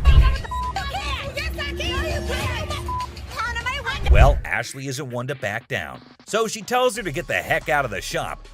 This customer is beyond crazy, I tell you. It seems like she had a truckload of problems even before she set foot in the store. I dare you. Now, the bodyguard steps in to escort her out, but oh boy, this girl goes on a rampage. She knocks over everything in her path, completely enraged. Come on, girl, you seriously need to chill out. Finally, they manage to get her out of the shop, but you won't believe what happens next. Unlike the previous guy who threw a plant, this woman tries not once, not twice, but 3 freaking times to break back into the store. I mean, seriously, woman, get a grip on yourself. This is just embarrassing for everyone involved. But damn it, we're not your local psychologist neither. Even the bodyguard has had enough at this point, and he can only imagine what kind of crazy exchange must have taken place. Man, oh man, what a wild scene that must have been. This next guy is the most polite guy you'll see, but things take an interesting turn. Come on, lady, listen to the expert here instead of getting all rude. The fact is, base metal changes colors, not real gold. It's pretty clear that this woman just wants some money and has the audacity to demand $200 for those earrings. And as if being rude wasn't enough, she starts hurling abuse at poor Les. That real rose gold earrings, man, I need $200 right now. What the is the— Talk about being confused and disrespected. I can't blame Les for not taking that kind of nonsense. So the bodyguard steps in to escort the woman out of the shop. But guess what? She keeps insisting that she wants her money and even asks the bodyguard to check the earrings again. Seriously, lady, drop it already. Here's the funny part, and you'll never guess what Les did next. Yeah. You want me to wrap these up? Yes, he did that. I mean, why bother with someone who refuses to listen, right? Eventually, the woman is escorted out by Les and the bodyguard, but she doesn't give up that easily. She actually tries to break into the shop not once, not twice, but 3 times. I can't help but feel secondhand embarrassment for her. It's like witnessing pure insanity. He's out. In conclusion, this woman's behavior was out of line. Instead of accepting the truth and moving on, she chose to be rude, abusive, and persistent. It's a good thing Les and the bodyguard stood their ground and didn't let her disrupt the shop. Let's hope she learns a lesson from this and thinks twice before causing such a scene in the future. So, which one of these fights shocked you the most? Let us know in the comments below. If you enjoyed this video, hit that like button and subscribe for more action. See you on the next one, guys. Alright, buckle up for some wild tales from the pawn shop universe. A dude walks in trying to return a wonky iPhone, swearing he got it from here. Plot twist, no receipt, and he even tried blaming a random worker. Now, that's just the tip of the iceberg. We've got ladies claiming purse hostage situations and others pulling broken TV emotional sagas. Here are the scammers being caught on Hardcore Pawn. This dude who gets totally jacked in Detroit loses everything, even his watch. So he hits up this pawn shop to sell some stuff and make his way back to sunny California. Les hears the guy's sob story, feels some sympathy, and offers $80 for the watch. Not a fortune, but the guy was probably expecting pocket change, so not bad, right? It's on. Our guy tries to snatch his watch back, but Les is like, "Nuh-uh, not today." Things get spicy real fast, but he's having none of it. So this customer walks into the shop with this antique necklace, claiming it's been passed down through generations. Can you help me, sir? I'm trying to get a nice deal on my antique necklace. It's been passed down from generation to generation. My grandfather gave it to me, okay? Les isn't exactly doing cartwheels because this necklace isn't blinged out with diamonds or gold, just some crystals. But the customer's on a mission for a sweet deal, even if it's not a precious metal masterpiece. My grandfather gave it to him. But Les, being more into precious metals than history, isn't interested. So how much can I get? Well, you can't get anything. It's not diamonds, it's not gold, it's just crystals. Now hold up, Les spots the customer's rings and gets that twinkle in his eye. But the customer's all like, "I want a deal on the necklace, dude." Les, though, is playing hardball, saying they only dance with precious metals. No crystals invited to this ball. Customers' rings catch Les's eye. I'll take your rings. Rings ain't for sale today. How much would you pawn this for? I won't take that in pawn because we only take precious metal. Now, cue the shouting match. Back and forth negotiations, but it's like a standoff and no deal is going down. Now, take it. Well, I think you need to work something out with me, man. What he standing here for, man? Tell me, brother. It's antique, man. Nope. The customer tries negotiating with Les, but no deal is struck. The security, though, offers a deal of their own. Customers are not thrilled, yelling about deals and fairness. It's a bit of a scene, you know? But here's the twist. Les finally gives in and says, "Alright, give me those rings." Customer storms out, still yelling a bit. Whew, man. Antique shop life. Am I right? I'm antique, bro. I don't want to talk. Me and you. No deal. Deal. No deal. How much you gonna give me for? Let's talk about it on the way out the door. Hey, hold on, man. Hold on, bro, man. Hold on. I can leave on my own. Hey, what's up? Big fella? Have a nice day. Gave me something. Give me the ring. I'll take the ring in pawn. Don't worry about it. These two guys roll up to the pawn shop claiming they got hustled out of their laptops and dropping hints that a shop employee might be in on it. Legally, Les says the laptops belong to the lady. He can't just hand them over. The guys are desperate, suggesting a name switch on the ticket, but Les is like, nah, those laptops are technically hers. If they can ID the employee involved, he'll hand back their computers. They leave, but they can't deliver. Depending whoever the employee is. Pawn Shop Pro suggests they hit up the cops and file a report. Guys are desperate, try to negotiate, but Les shuts down any rule bit. The boy still thought, but out of nowhere, he switches to R-rated mode, throwing around some colorful language. Let me lay on this mother. This is a sex table? Damn, I'll get some on this mother boy. Come on, Ashley, man. Les isn't having any of it. Bitch, that's what I've been screaming for. Come here. Get your ass over and shut up. He's like, Ashley, we need backup. Shut this down. Now it's getting wild. Dude is on a bed. There's commotion. It's like a party, but not the good kind. Get kicked in the face? Look, let me ask you something. No, you be quiet. Look, come this way, baby. If you let me, I'll be slapping that ass. Les steps in and drops the truth bomb. We're not turning this place into a free-for-all. But hold on, he's not just playing referee. There's the threat of a face kick. Yikes. Really? We don't think so? You don't disrespect my daughter-in-law? Les isn't messing around. He tells the customer to get off the bed, making it crystal clear, don't mess with my family. It's family. I'll tear that up, boy. I'll tear that up. Tear that out of here. Understand that? Don't The customer throws out an apology, but man, what a scene, right? I'm sorry, man. I'm sorry, Les. I'm sorry, man. This guy, Mark Hollingsworth, waltzes into the shop with a kind of sketchy idea. He's all like, I own this company dealing with watches, cars, and parking problems. But trust me, his sales pitch is as smooth as sandpaper. Yes, Mark Hollingsworth. Mark Hollingsworth. Do you have a company out that does any of your, watches your lot or anything like that, takes any of the cars out? We do. Right off the bat, it's clear Mark's trying some passive-aggressive marketing. Les isn't buying it, though. Mark's still pushing, suggesting towing away illegally parked cars. Les, smelling potential scams, puts his foot down. No signing anything. Better business venture than what? Well, then probably what you're working out right now. I must be missing something. Okay, well, there's nothing to be missing. If somebody's parked illegally, we want to be... Tension builds as Mark insists on linking their businesses. Les draws the line, saying Mark can't come in and shake him down. It gets really intense, and Les gives Mark an ultimatum. Leave or get tossed out. I want the business. We're kind of working the area right here. What does that mean? Well, I'm going to give you... Les, not one to back down, successfully kicks Mark out. Mark, feeling a bit defiant, says he'll be back, but Les isn't bothered. He's like, you're not welcome here. But he just won't get a clue. This is going to be our business as well. No, it's definitely not going to be. Listen. No, you listen. You are not coming into my business and trying... Very nice way to promote a business. Here's the way it's going to work, sir. You can leave nicely, or we can throw your ass out. I tried coming in here. Nobody comes in here shaking me down. Do you understand that? Les has got grit and refuses to fall for dodgy deals. Mark's attempt to twist his way into a business thing totally backfires, leaving Les with one message. His pawn shop isn't a playground for shady schemes. I'm not leaving anywhere right there. Yeah, of course you're not. I'll be back in this. All right, come on back.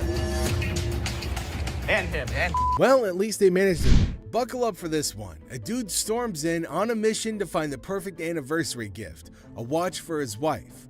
It's their anniversary too. Sweet vibes, right? The next customer comes to the store in search of the perfect anniversary gift. I need to get a watch for my wife's anniversary. It's not your anniversary, too? But hold on, he hits us with a curveball. Wants to trade in a necklace that supposedly belonged to his grandma. It's mine, too. She said, this belonged to my grandmother. Probably worth a lot of money. I just want to bring it up and see what you think. Maybe we'll do a trade for a watch. Plot twist. Les finds out it's a fake. Oof. But this dude still got game, pushing for that watch trade. When he discovers that the necklace he brought is fake. Well, do you really want me to tell you what I think? They're not real. But it was fake when it was made, and it's still fake. What are you going to give me for this? I want to trade for a watch. It's fake. I'm not interested. Les ain't fooled though. He's like, nah, that necklace is worth zilch. The persistent husband insists on making a deal. Let me see what you got in watches. And so what are you saying? This is worth absolutely nothing. Absolutely. That's the situation. And then it gets spicy. The persistent husband starts trash talking Les's family. Big mistake. I am? Okay, I've seen your wife. Lucky you. Yeah, lucky me. Oh man, big mistake. Les draws the line telling him there are two things you don't talk about. Wives and family. I don't think so. This crosses a line for Les. Listen, mother. Two things you don't talk about. Wife and my family. The little boy and that. It heats up. A little scuffle breaks out and security has to step in. Badass daughter of yours. Get off of me, don't. Where you got to go? Les isn't letting it slide. He's like, get out and don't let the door hit you on the way. Lied. I hurt you guys so bad. Sure you You will. better get the two people, fat man. Get the out of here. 2, 3, 4. Open the door. Ashley's dealing with this guy who wants to pawn his grandma's ring. And it's kind of a bummer because she recently passed away. Sad. Les takes matters into his own hands. Time to go. Nikki's got this customer who's upset about the cash offered for her golden bracelet. They usually give me 3. Okay, gold dropped, so That's not my problem. She expected $300 like last time, but Nikki says it's $250 now because the gold price did a little dance. She started clamoring for a manager over and over, like that was gonna solve anything. I want to speak to your manager. What price did you give her? $250. And you need how much? 3. Okay. Just because the price of gold is going down, that's not worth much. A man from Dallas walks in. What you got here? That's a watch my grandmother gave me. And how much did you want? I'm trying to get 5. The guy's not having it. He wants to talk to someone who knows their stuff. Yeah, you see this discoloration on the side? No. Rose color metal in there, looks like copper. I see gold. But it's not gold. I wouldn't be able to take it. Can't give me nothing. Les tries to reassure him, but things go south. The guy's all frustrated, claiming his watch is worth $500, demanding to talk to the jeweler. Sorry. Can I talk to somebody that knows what they're doing? You can talk to me. Unless you're both me, man. I have to get home, man, this week. I understand that, but it's got no value. It does have value. Things begin to go south. This is a bunch of bull, man. I want to pawn my watch that's worth $500. Let me have you talk to my jeweler. Now, when the jeweler says it's basically worthless, things get wild. The guy goes off, and before you know it, he's getting escorted outside unceremoniously. Well, this guy's been in the jewelry business all of his life. It's time for a showdown as the customer's all worked up about his busted lounger from the shop, and he wants his money back. But surprise, he didn't keep the receipt. Money back. Ab lounger I bought here, man, workout. Now, this thing obviously couldn't handle what I was doing on it, so 2 days later, it don't even work. Let's lay it out. No receipt, no refund. But this customer's not having it. He's all about the money, not interested in an exchange, and things get loud. Security's on standby. Necessary to keep the receipt. I don't have a receipt. I didn't think I needed to keep it. There's nothing I can do for you without a receipt. If you had the receipt, I could give you an exchange. I could give you some. I don't want an exchange because it's probably going to be some again. How about you just get my money, and then we won't have any more problems with this. The customer keeps pushing, not caring about security or anything else. He's dead set on getting his money back, even throwing out threats. I need my money back. Not gonna do yes, anything. And like all this security great. standing around or whatever, I don't give a He's rat's not ass my- about that. There better be some money. When he sees security, he gets a bit jittery but doesn't back down, demanding even more backup. It's a feral showdown at the pawn shop. He reaches the point of no return. Oh, son. Come on. Come on, let's go. Really? Let's go. I told you last time. We got you, buddy. Bring a couple more. Come on. We got you. Bring a few. The Gold family gets hit with a shocker when they catch their own employee, Christina, in a sneaky scheme.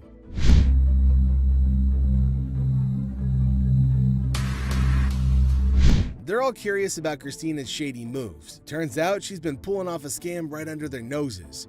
During busy times, she's cooking up fake loan tickets, sneaking money from the pawn shop. The family's jaws drop. Total disbelief. At your merchandise. Yes. I wrote up the loan. Okay. I wrote it up, but I only did it when we were busy. So they confront Christina about it, and it's a mess. Her crafty plan makes it tough to figure out how much she stole. The numbers they're throwing around hint at thousands of dollars gone. Money off of them bit by bit. And so you wrote it up for $350? Yes. And what about this piece right here? How much did you give a loan on it for? The Golds are just stunned at their own employees' audacity and cunning moves. Stolen. Would you wrote up a fake ticket and stole money from us? I can't hear you. Yeah. Yes. Les tries to cut a deal, saying spill the beans and maybe they'll go easy. But Christina's all defiant, giving vague answers and stalling. How much money do you think you've stolen from American Jewelry? Would you say it's over $1,000? I understand what that is. Yes or no? When the police get involved, it hits them. This is serious stuff. Les gives Christina a last warning, saying once that door opens, her fate is sealed. Even with a chance to cooperate, Christina's not budging, so the Golds have to hand her over to the cops. You're just stealing from us all alone without any knowledge of anybody else stealing from us, correct? Last chance, because once that door opens and the cops come in here, I have no option. With the way she had to do their dues. Okay. All right, check this. A customer walks in wanting a receipt for something she already owns. Item that they already owned. We don't give out receipts. What you mean you don't give out receipts? When we give you your item, that's your receipt. That's proof that you paid to take it out. I need this receipt to show what I spent my money on. So I do business with... Les says the item itself is proof of purchase, but she's not having it. She insists on a receipt to show what she spent her money on. With the answer, Bitch, give me my receipt. I need a receipt. My man needs to know what the I spent my money on, and you sitting there looking all stupid and you can look at... Even with Les trying to talk sense, things go south. The customer gets all aggressive, throws around some colorful words, and even threatens physical harm. Security steps in and the manager gets called, but it's getting more heated. Bitch, I beat your mother ass. I ain't got time to play with your ass. Somebody give me a mother manager up in this bitch. The manager shows up, but Les is done. He tells the customer it's time to hit the road, but she's not backing down. I've been doing with my money. Can I get I don't know what the you've been doing with your money. So you gonna sit there and act like that? Yes. Bitch, I'll burn this mother down. Okay, it's time for your ass to get out of here. Security tries to escort her out, but she resists, causing a scene and accusing them of making her fall. Hands off me! You better get your bitch! Oh, no, bitch! No, y'all gonna make me fall like that, bitch! It's a tense situation, drama at its peak in the pawn shop. A customer walks in dead set on selling his jacket at a price he thinks is fair. Rightfully deserves in mind. I'm looking to get some money for it, man. I'd like to get, and I'm going to get, about 50 or 60 bucks. Can't walk out of here. But things get wild as he brushes off small talk, just wanting the cash ASAP. How long have you owned this jacket? What's it matter how long I've owned it? Just give me some money, man. The employee tries to chat, but the customer's all about getting a good deal because of medical needs. Negotiations kick in, and the customer flat out rejects offers, aiming for 40, 50, or even 60 bucks. Problem I need to deal with, man. All I want is some money. Give me 40 bucks, 50 bucks, man. At least 60. Now, Les, who's usually quick with this stuff, finds himself in a twist. He throws 20 bucks on the table, making things even more tense. Normally, he'd have booted him out for being rude. I'll buy it from you for 20. 20? Are you nuts, bro? Security jumps in, forming a shield around Les, expecting trouble. Not as nuts as me, though, brother. Give me You something wouldn't for it, have a man. clue how nutty I can be. I'm a crazy mother. But the customer's not backing down, claiming he's capable of unpredictable actions. Les holds his ground, hinting at the security measures, saying being reckless won't end well for the troublemaker. Imposing man. Want to get hurt today? I wouldn't be too stupid if I was you. So what if I jump at you? Oh, you don't want to do that, man. See that big gun in this mother? As things calm down, Les gives props to the security team for keeping order. The customer, realizing the odds aren't in his favor, acknowledges the security team's lucky presence. Somewhat peaceful conclusion. They're lucky they got you, man. Yeah, because if we don't have him, then we got him. And if we don't have him, then we got him. And then we got 3 other mother behind you. Ashley, a customer walks in, dead set on selling his watch. Put his watch in here. They like. No beating around the bush, he wants at least $400, claiming the watch is worth $820. Les, keeping it real, says he might pay around $7 for it, but the customer, not having it, wants an F for the watch, meaning $400. Like 7. Come on, tell me the truth. Would you really pay? Telling you the truth, man. Come on, you give me know you 4. did. Give me 4 for this watch, man. Come on, man. Asking for $400. As things heat up, the customer starts yelling about having a baby on the way and struggling. Les congratulates him but sticks to his offer. The customer, frustrated, keeps pushing for. Go give me like $450 for this watch. Why are you yelling at me? I got a baby on the way, dog. Congratulations. I'm sick of living at the crib, man. Come on, give me $400 for this watch. Then it takes a wild turn. The customer starts insulting Les, calling the place a hoe-ass place and breaking things. Security steps in, telling him to clean up his mess, but the customer's not backing down, hurling vulgarities and challenging Les. Baby on the way, they gonna do this bull to me, dog. 400? No, I'm sorry. This is a bull ass place, man. This whole ass. Les decides he's had enough, goes around the counter, showing he won't take any disrespect. The customer, seemingly oblivious, keeps up the aggressive act. Les, he goes around the counter to take matters into his own hands. Touch me, homie, dog. Touch me, dude. I'm out this bitch, man. Y'all, man, for real. Y'all, I'm out this bitch, dog. Ashley's dealing with a customer who says his watch is messed up, but surprise, he doesn't have a receipt. Hi. Hi. How are you? Not good. I got a little issue here. What's your issue? Bought this watch from you guys a couple days ago and it's not working. The guy claims he dropped a bunch of cash but can't remember how much or show a receipt. How'd you pay? Cash? Cash. How much did you spend? I spent a lot of money on that thing, man. Okay, number one, I'm not swearing at you out of respect. Ashley, smelling something fishy, decides to play along and points out a problem with the watch. She's like, Rolex watches shouldn't have this issue. But here's the kicker. The guy throws a veiled threat, hinting at consequences if Ashley was a trained cop. Do you wear contacts? No. You can see well, right? I can see very well. What does it say? Now Ashley's not having it. She keeps her cool, uses her training, and delivers a swift response. A chokeslam. But she decided to play along with his games. Come here, I'm gonna show you exactly where your Rolex is. And by the way, if you wear a tank top, I'd advise you work out some more. So come on. The guy, realizing he underestimated the situation, backs off quickly. Message delivered. Threatening behavior won't fly in the store. Really? How about it? Get the off. Get the off. A lot of people probably don't know. I'm trying.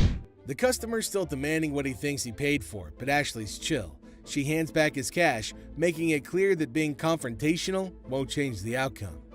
I want what I paid for. Here you go, cash. I want what I paid for. Bitch. A mom and daughter storm into the shop, all worked up about a stolen ring. Ocean has Ashley's attention. My daughter, she stole my mama's ring. I need you to do whatever you gotta do, But the twist is, they spill that they've got no receipt or ID. Ashley, one of the employees, catches wind of the drama and steps in. The mom's dead set on getting the ring back, but no proper paperwork is a roadblock. Ashley tries to calm things down, saying, hey, lower your voices, we're in the store. She asks the daughter about any ticket or documentation, but there's none. Lower our voice, you're in our store. You took your grandma's ring. Yes. Papers. Why do y'all say that? Both mother and The pawn shop sticks to its guns, and both mom is blaming the shop for involving the police. The staff stays strong, saying it's not their fault, but the daughter's actions that landed them here. You need to get out. See, it's your daughter, not us. It's your daughter. Yeah, you want to get out. Hey, get off him. That's when I get your ass home. In the American Jewelry and Loan Store, strange customers are pretty common, an occurrence. Can I please get my coat? Y'all got it out here on a display. How are you today? Now, here's a wild one. A bold lady insists she owns the monopoly on all things pink, demanding her coat back. I need my coat. Everybody know in the hood I rock pink. I need my coat. An employee trying to be polite asks for the pawn ticket, but she's not having it, totally convinced that the coat is hers. This lady refuses to listen. Can I get my coat? How long you been going through the change your Can life? I get my coat? Can I get my coat? Right there. Give me my. Then she cranks it up a notch. She calls for security, demanding the store owner. Her coat demands echoed through the place, causing a scene. Byron jumps in like a pro. Despite her loud protests, he shows her the exit, keeping the peace in the store. The owner of the store. Out of my store. I need my coat. Never come in this bitch. There you go. The whole pink coat saga becomes quite the spectacle. Byron managed to toss her out while she kept on screaming for the coat that clearly wasn't hers. No, Come in there, y'all got my up in there. Bring me the. I'm rock pink.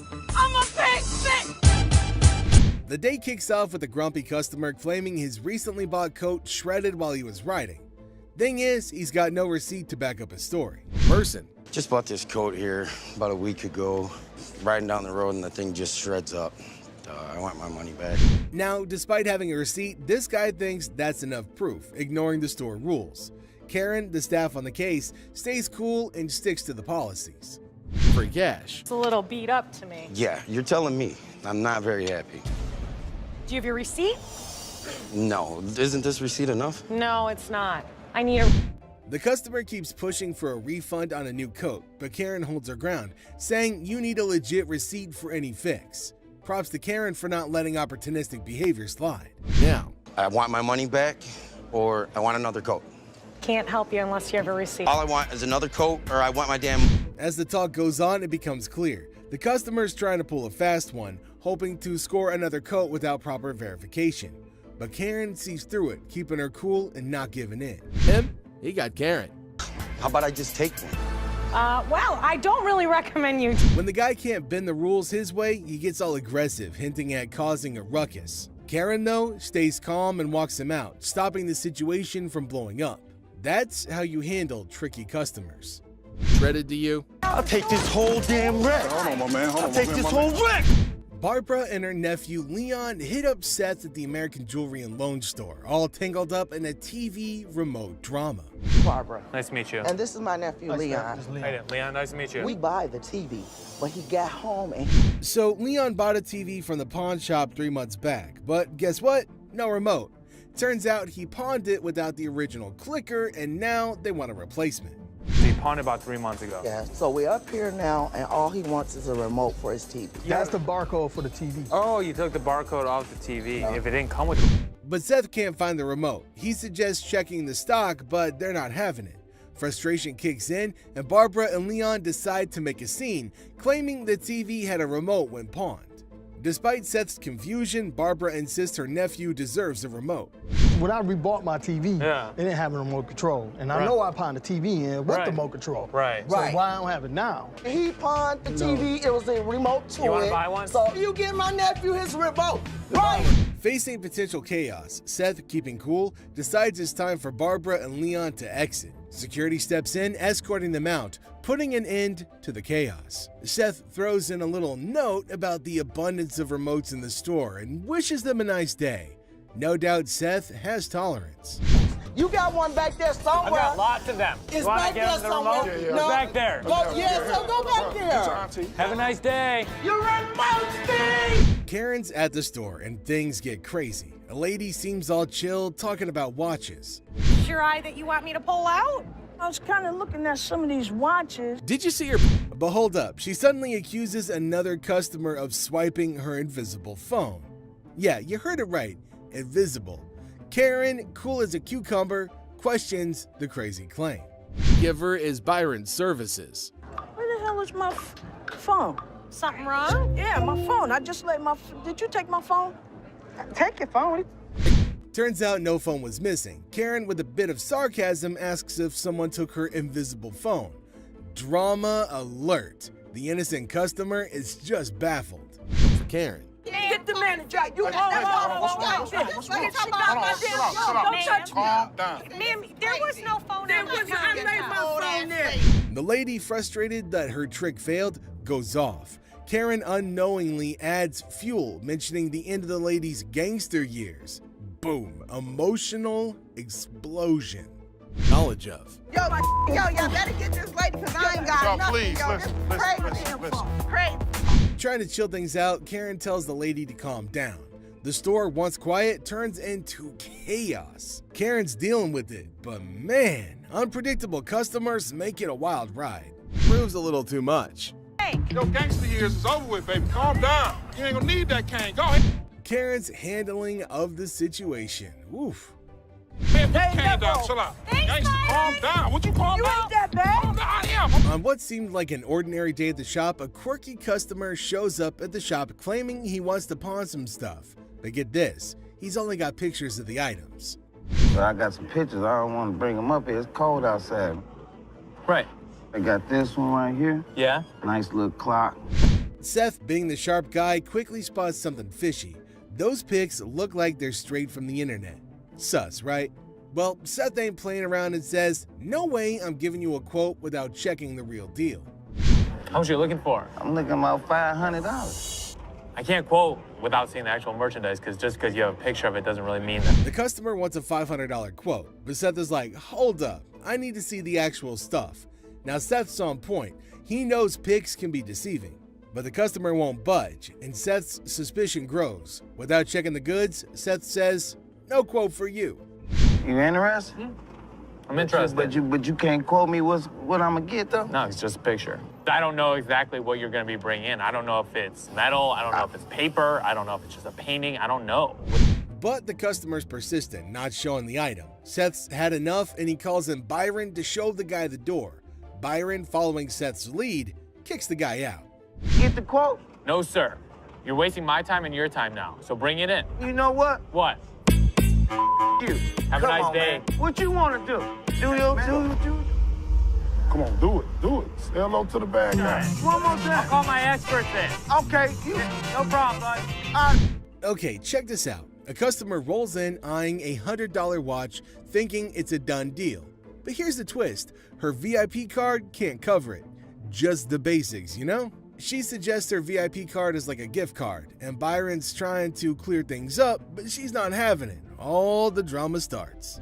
Drawing though. Hi, excuse me. Yeah. Hi, I'm looking for a watch, maybe about $100. I got $100 isn't a bad deal for a pretty watch. The customer expressed his interest in a watch priced at $100, seemingly content with a deal which includes a $6 tax. It's really Looks pretty. good on you. It was 100. 100? I'll take it. Okay. Now we add tax on that. Be 106. All right. Now outside, Byron's still explaining like, no loss, just a card thing. But the lady's not getting it. She goes on a name-calling spree unless the employee is left scratching his head at the unexpected drama. Store. She should go there. Maybe they sell watches too. $100 gift card? $100 gift card. These are not our gift cards. The situation goes wild. Insults flying, unfounded accusations, and Les is caught off guard. It's like a crazy ride dealing with customers who expect the moon and the stars. The lesson here? Some folks take things way too personally when things don't go their way. Drama everywhere. Byron can explain the situation to her outside the store. So you telling me I'm losing $100? What is she gonna What say? is it y'all don't understand up in here? Okay, What is she I'm not gonna about to swipe? lose, Hold on, all what's right? The scene underscores the broader issue of customer entitlement and the propensity for some individuals to resort to aggression when their expectations aren't met. Ugliest two sisters I've ever seen in my life. Are you my sister? Sister? What up? Somebody want to buy a preferred gift? Seth's in the shop, right? Then this guy walks in all hyped up about wanting a PlayStation 3 for $70. But hold up, he's seen it cheaper elsewhere, so why is it even here? How much are your PlayStation 3s? How much you want to spend? I got 7. Seriously, he mentions having seen the same item for $70 to $80 at other pawn shops, prompting the question of why he didn't pursue the purchase from those establishments instead. You get a deposit if you want. You can make payments every 30 days. Keep it in as long as you'd like. Does it come with a warranty? Seth, being cool, suggests payment plans and throws in a warranty, but this dude flips out, calling 70 bucks ridiculous and claiming he sells them for 100.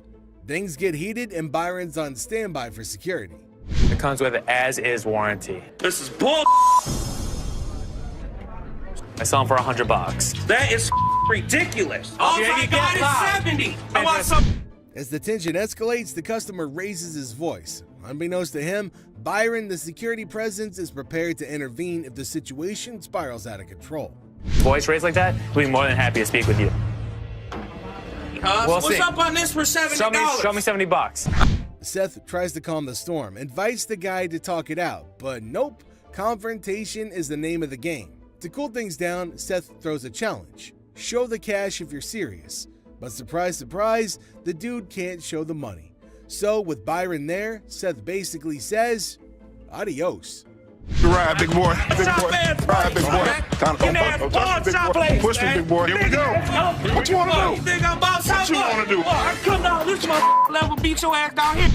Les is just doing his thing when suddenly a lady rolls in all fired up saying, I want my money back. Station. I want my money back. I paid you $500 for this purse.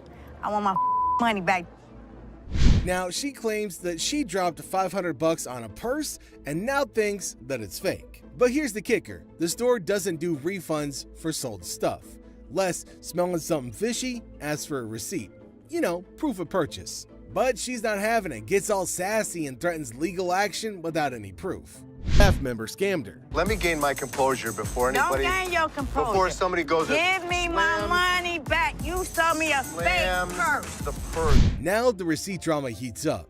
The grandma's still sassy, insists on a refund without proof. Les stands his ground, asking for some proof. Then she goes all dramatic, threatening to wreck her own cigarette. Les warns her, but she's still not stopping.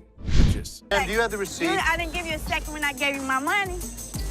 Ma'am, I'm trying not to really You lose took my control. money and I won't. Show me the receipt. I don't have a receipt. The lady's disruptive behavior goes a step further as she threatens to destroy her own property, a cigarette. Les, recognizing the theatrics, warns against willful destruction and adds more potential claims to the already contentious situation. Route. Please have my money. No, that's how to start it. You know what that stands for? What is MK? I want my money. Things get crazier. She starts making threats, even talking about hurting people. But Les, cool as a cucumber, says her threats won't shake him. I'm not. Put your cigarette out. Put it out. Get your hands off me. Put your cigarette Get out. your hands off me and I'll put it out. Give me my money. That's all I want is my money. Give me a card, because I'm going to sue your ass. I'm going to bust. I'm going to hit you. You're not going to bust nothing. I hit you. Well, I go got ahead. a son I've been big hit by enough to much beat your harder. Go ass. ahead. Well, get him. Yeah, right. All right. Stupid ass mother. A lady walks in thinking she's got a real gold chain to pawn, but the employee Ashley spots that it's fake. Yeah, she wants 250 bucks for it, but Ashley's like, nah, no can do. It's not real. The item was a fake after taking a look at it. Pawn this chain. Now, this lady starts making a scene, yelling and demanding the manager. Ashley's not backing down, standing her ground against the chaos. Okay, for how much? I want to get like $250. We won't be able to take this Why you want me to take it? because it's not real. What the It is real. Ashley steps up, the lady still claiming her fake chain is real. Ashley's not having the yelling, setting a rule. No screaming allowed in the store. I want my money for Hi, this. excuse me. Why are you screaming? Excuse me what? Get my money. This isn't real. It is real. You're not. Ashley, determined to maintain order, sets a clear boundary, emphasizing that screaming will not be tolerated in the store. Come and get it. One way or another. All right, well, I'll come and give it to you. Yeah. Why the keep saying it's not real? You will not. Plot twist. Ashley offers a deal. She'll check the lady's watch, but no more screaming. The lady suddenly gets all chill, realizing she needs to cool it down. What can I get? Let me see your watch if you want me to help you. Hello? If you yell at me one more time, I'm seriously gonna ask you to leave. I am not in the mood to hear your loud. Now Ashley sees a chance to help. She suggests pawning the watch for 250 bucks, and the lady, now calm, agrees. Ashley smoothly guides her through, proving that she can handle the drama while keeping things respectful. Drama sorted. Do you want me to let you pawn your watch for $250? I'll take the $250. Wow, changing a tone now. Yeah. Want to follow me this way? Thanks for help. There's this guy who claims to be the last good man, but Seth's not buying it. This guy knows what he wants. Cameras in this case. And Seth is all set to help him. Looking for cameras. What kind of good cameras you got? Whatever you need. Yeah, so some point and Oh, shoots okay, right over here. here? Let me look at this black one right here. But hold up, trouble's brewing. The guy admits that he's got a short-term memory. Seth, being savvy, suggests paying up front, but Mr. Forgetful wants to shop around first, planning to keep the camera in his pocket. Seth's not vibing with that logic. You'll be shopping around. That's fine. Let's pay for it now, and then you can keep it in your pocket, and then you can keep shopping. Why can't I just pay for everything at the end of shopping? Then I'll hold the camera until you're... Seth, smelling something fishy, won't let this guy stroll away with an unpaid camera. The customer protests, but Seth sticks to the rules, unfazed by the store's criticism. Hold on to your camera until you're ready to buy something. But it makes no sense. I'm gonna buy the You know camera. what? The best part of being the owner of this place, it doesn't have to make sense to everybody as long as it makes sense to me. Offering to pay up front, the customer isn't happy and throws shade at the store. Seth, cool as a cucumber, shows him the door, keeping things in check. Thank you, sir. But I want to buy the camera. Sure, $90, sir. Your store is a bunch of You can leave, sir. No, you won't let me buy it? Have a nice day, sir. I'm still shopping. Store sucks. A lady storms into the pawn shop, dead set on getting back her shiny new Dell laptop still in the box. There's a brand new Dell in the box, never been opened. Never been open. Let me see.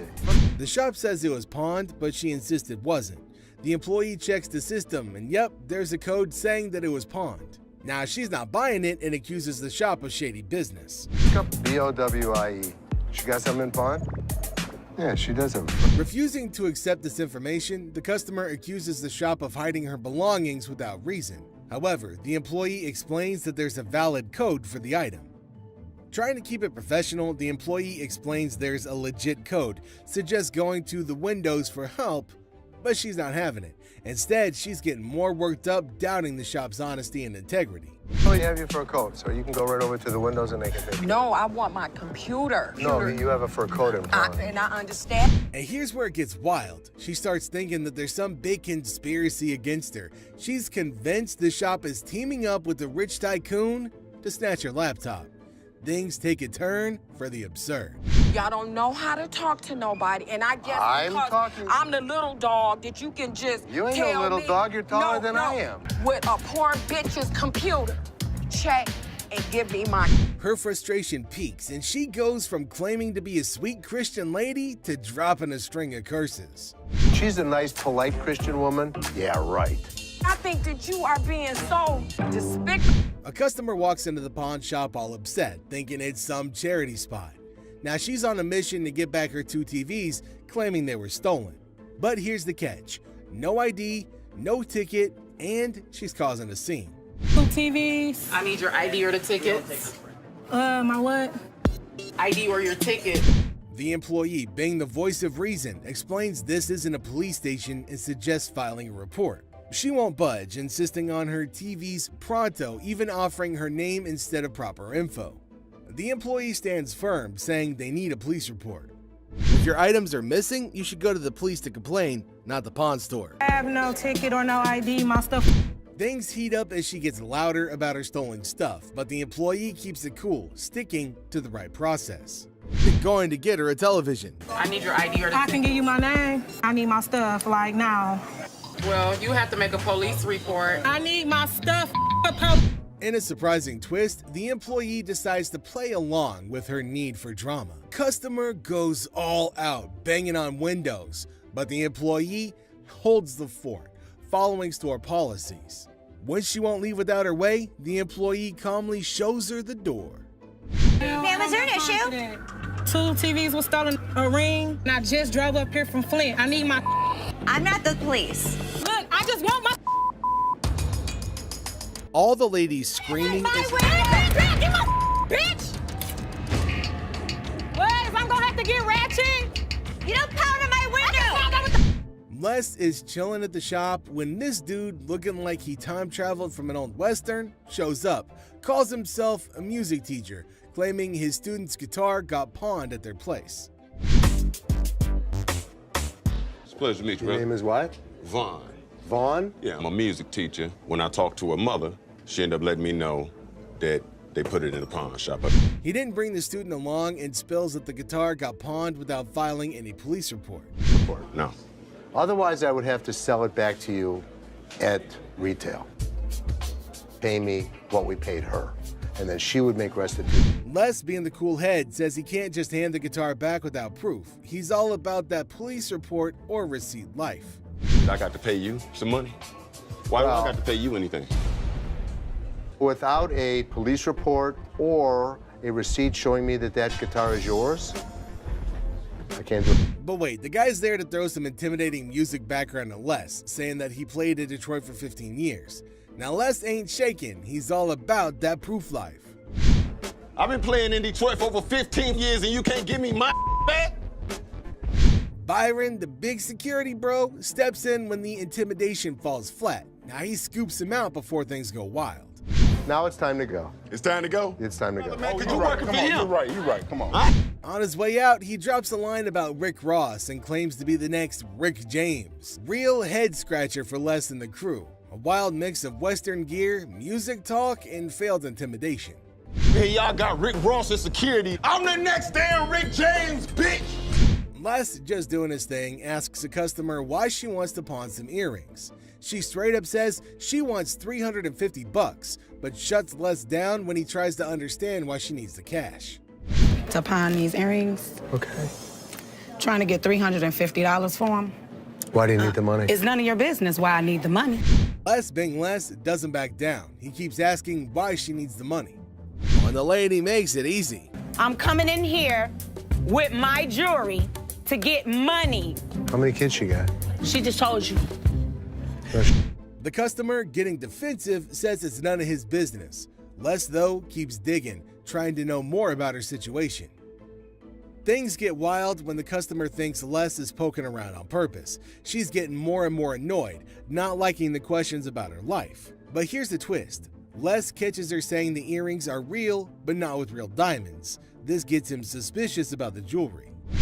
These are real. They are real earrings. They're just not real diamonds. They are. No, they're yes, not. they are real. Okay.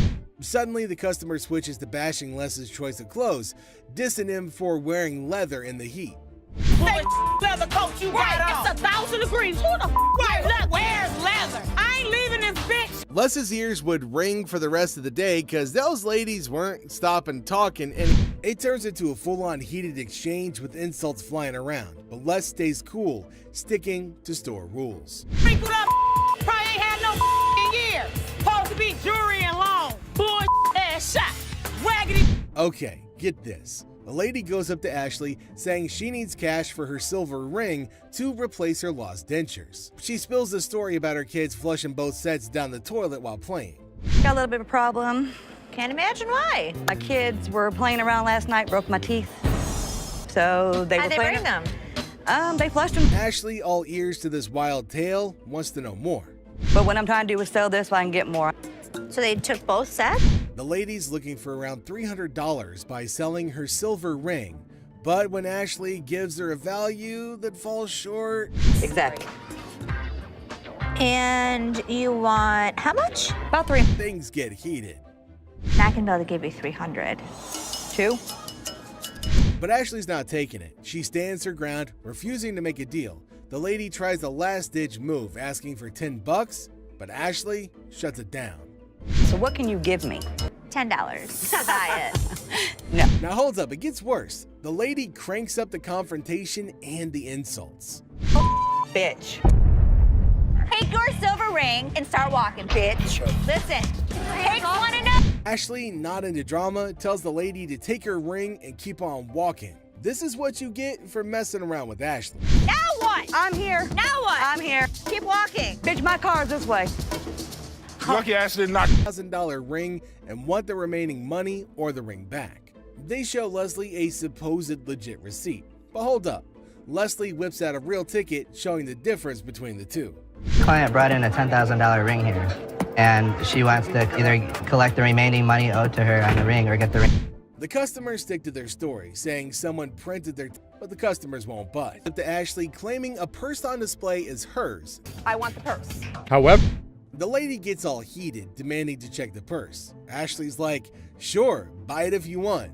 But nope, the lady goes next level, calling names and threatening to climb the counter. How do you know it's not my purse? Because that purse has been out there. Let me see it. Let me look at it. Can I look at it?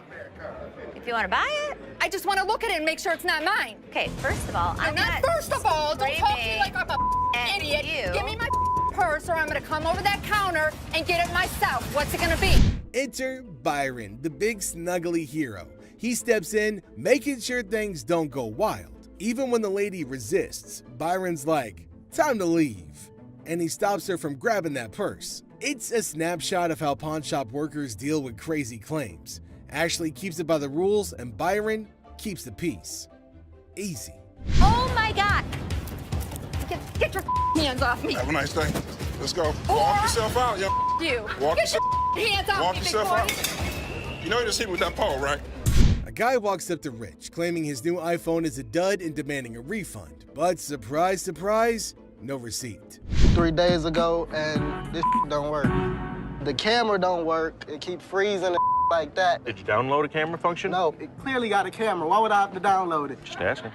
What kind of phone is it? It's an iPhone, clearly. Yeah, but we haven't had one. He tries blaming some employee for selling him the phone, but the worker's like, nah, we stopped selling those phones ages ago, dude. Well, since I've been here in 6 months, we I have no mean, I phones. just seen you in 2 weeks.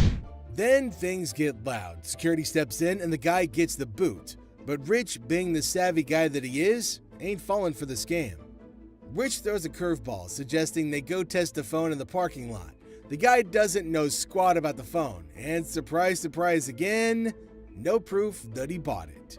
Scam busted. Can you go show him how it works? Take a picture out in the parking lot. Don't touch my phone, Show him dog. how the phone works outside. Why are you touching me? Okay, just don't touch me then. I'm gonna be back. I'm coming. Well, that's all for today, folks. Make sure to hit the like button if you really enjoyed the video. Subscribe to the channel and hit the bell icon. Until the next wild encounter, this has been a glimpse into the intriguing, spicy world of Hardcore Pawn.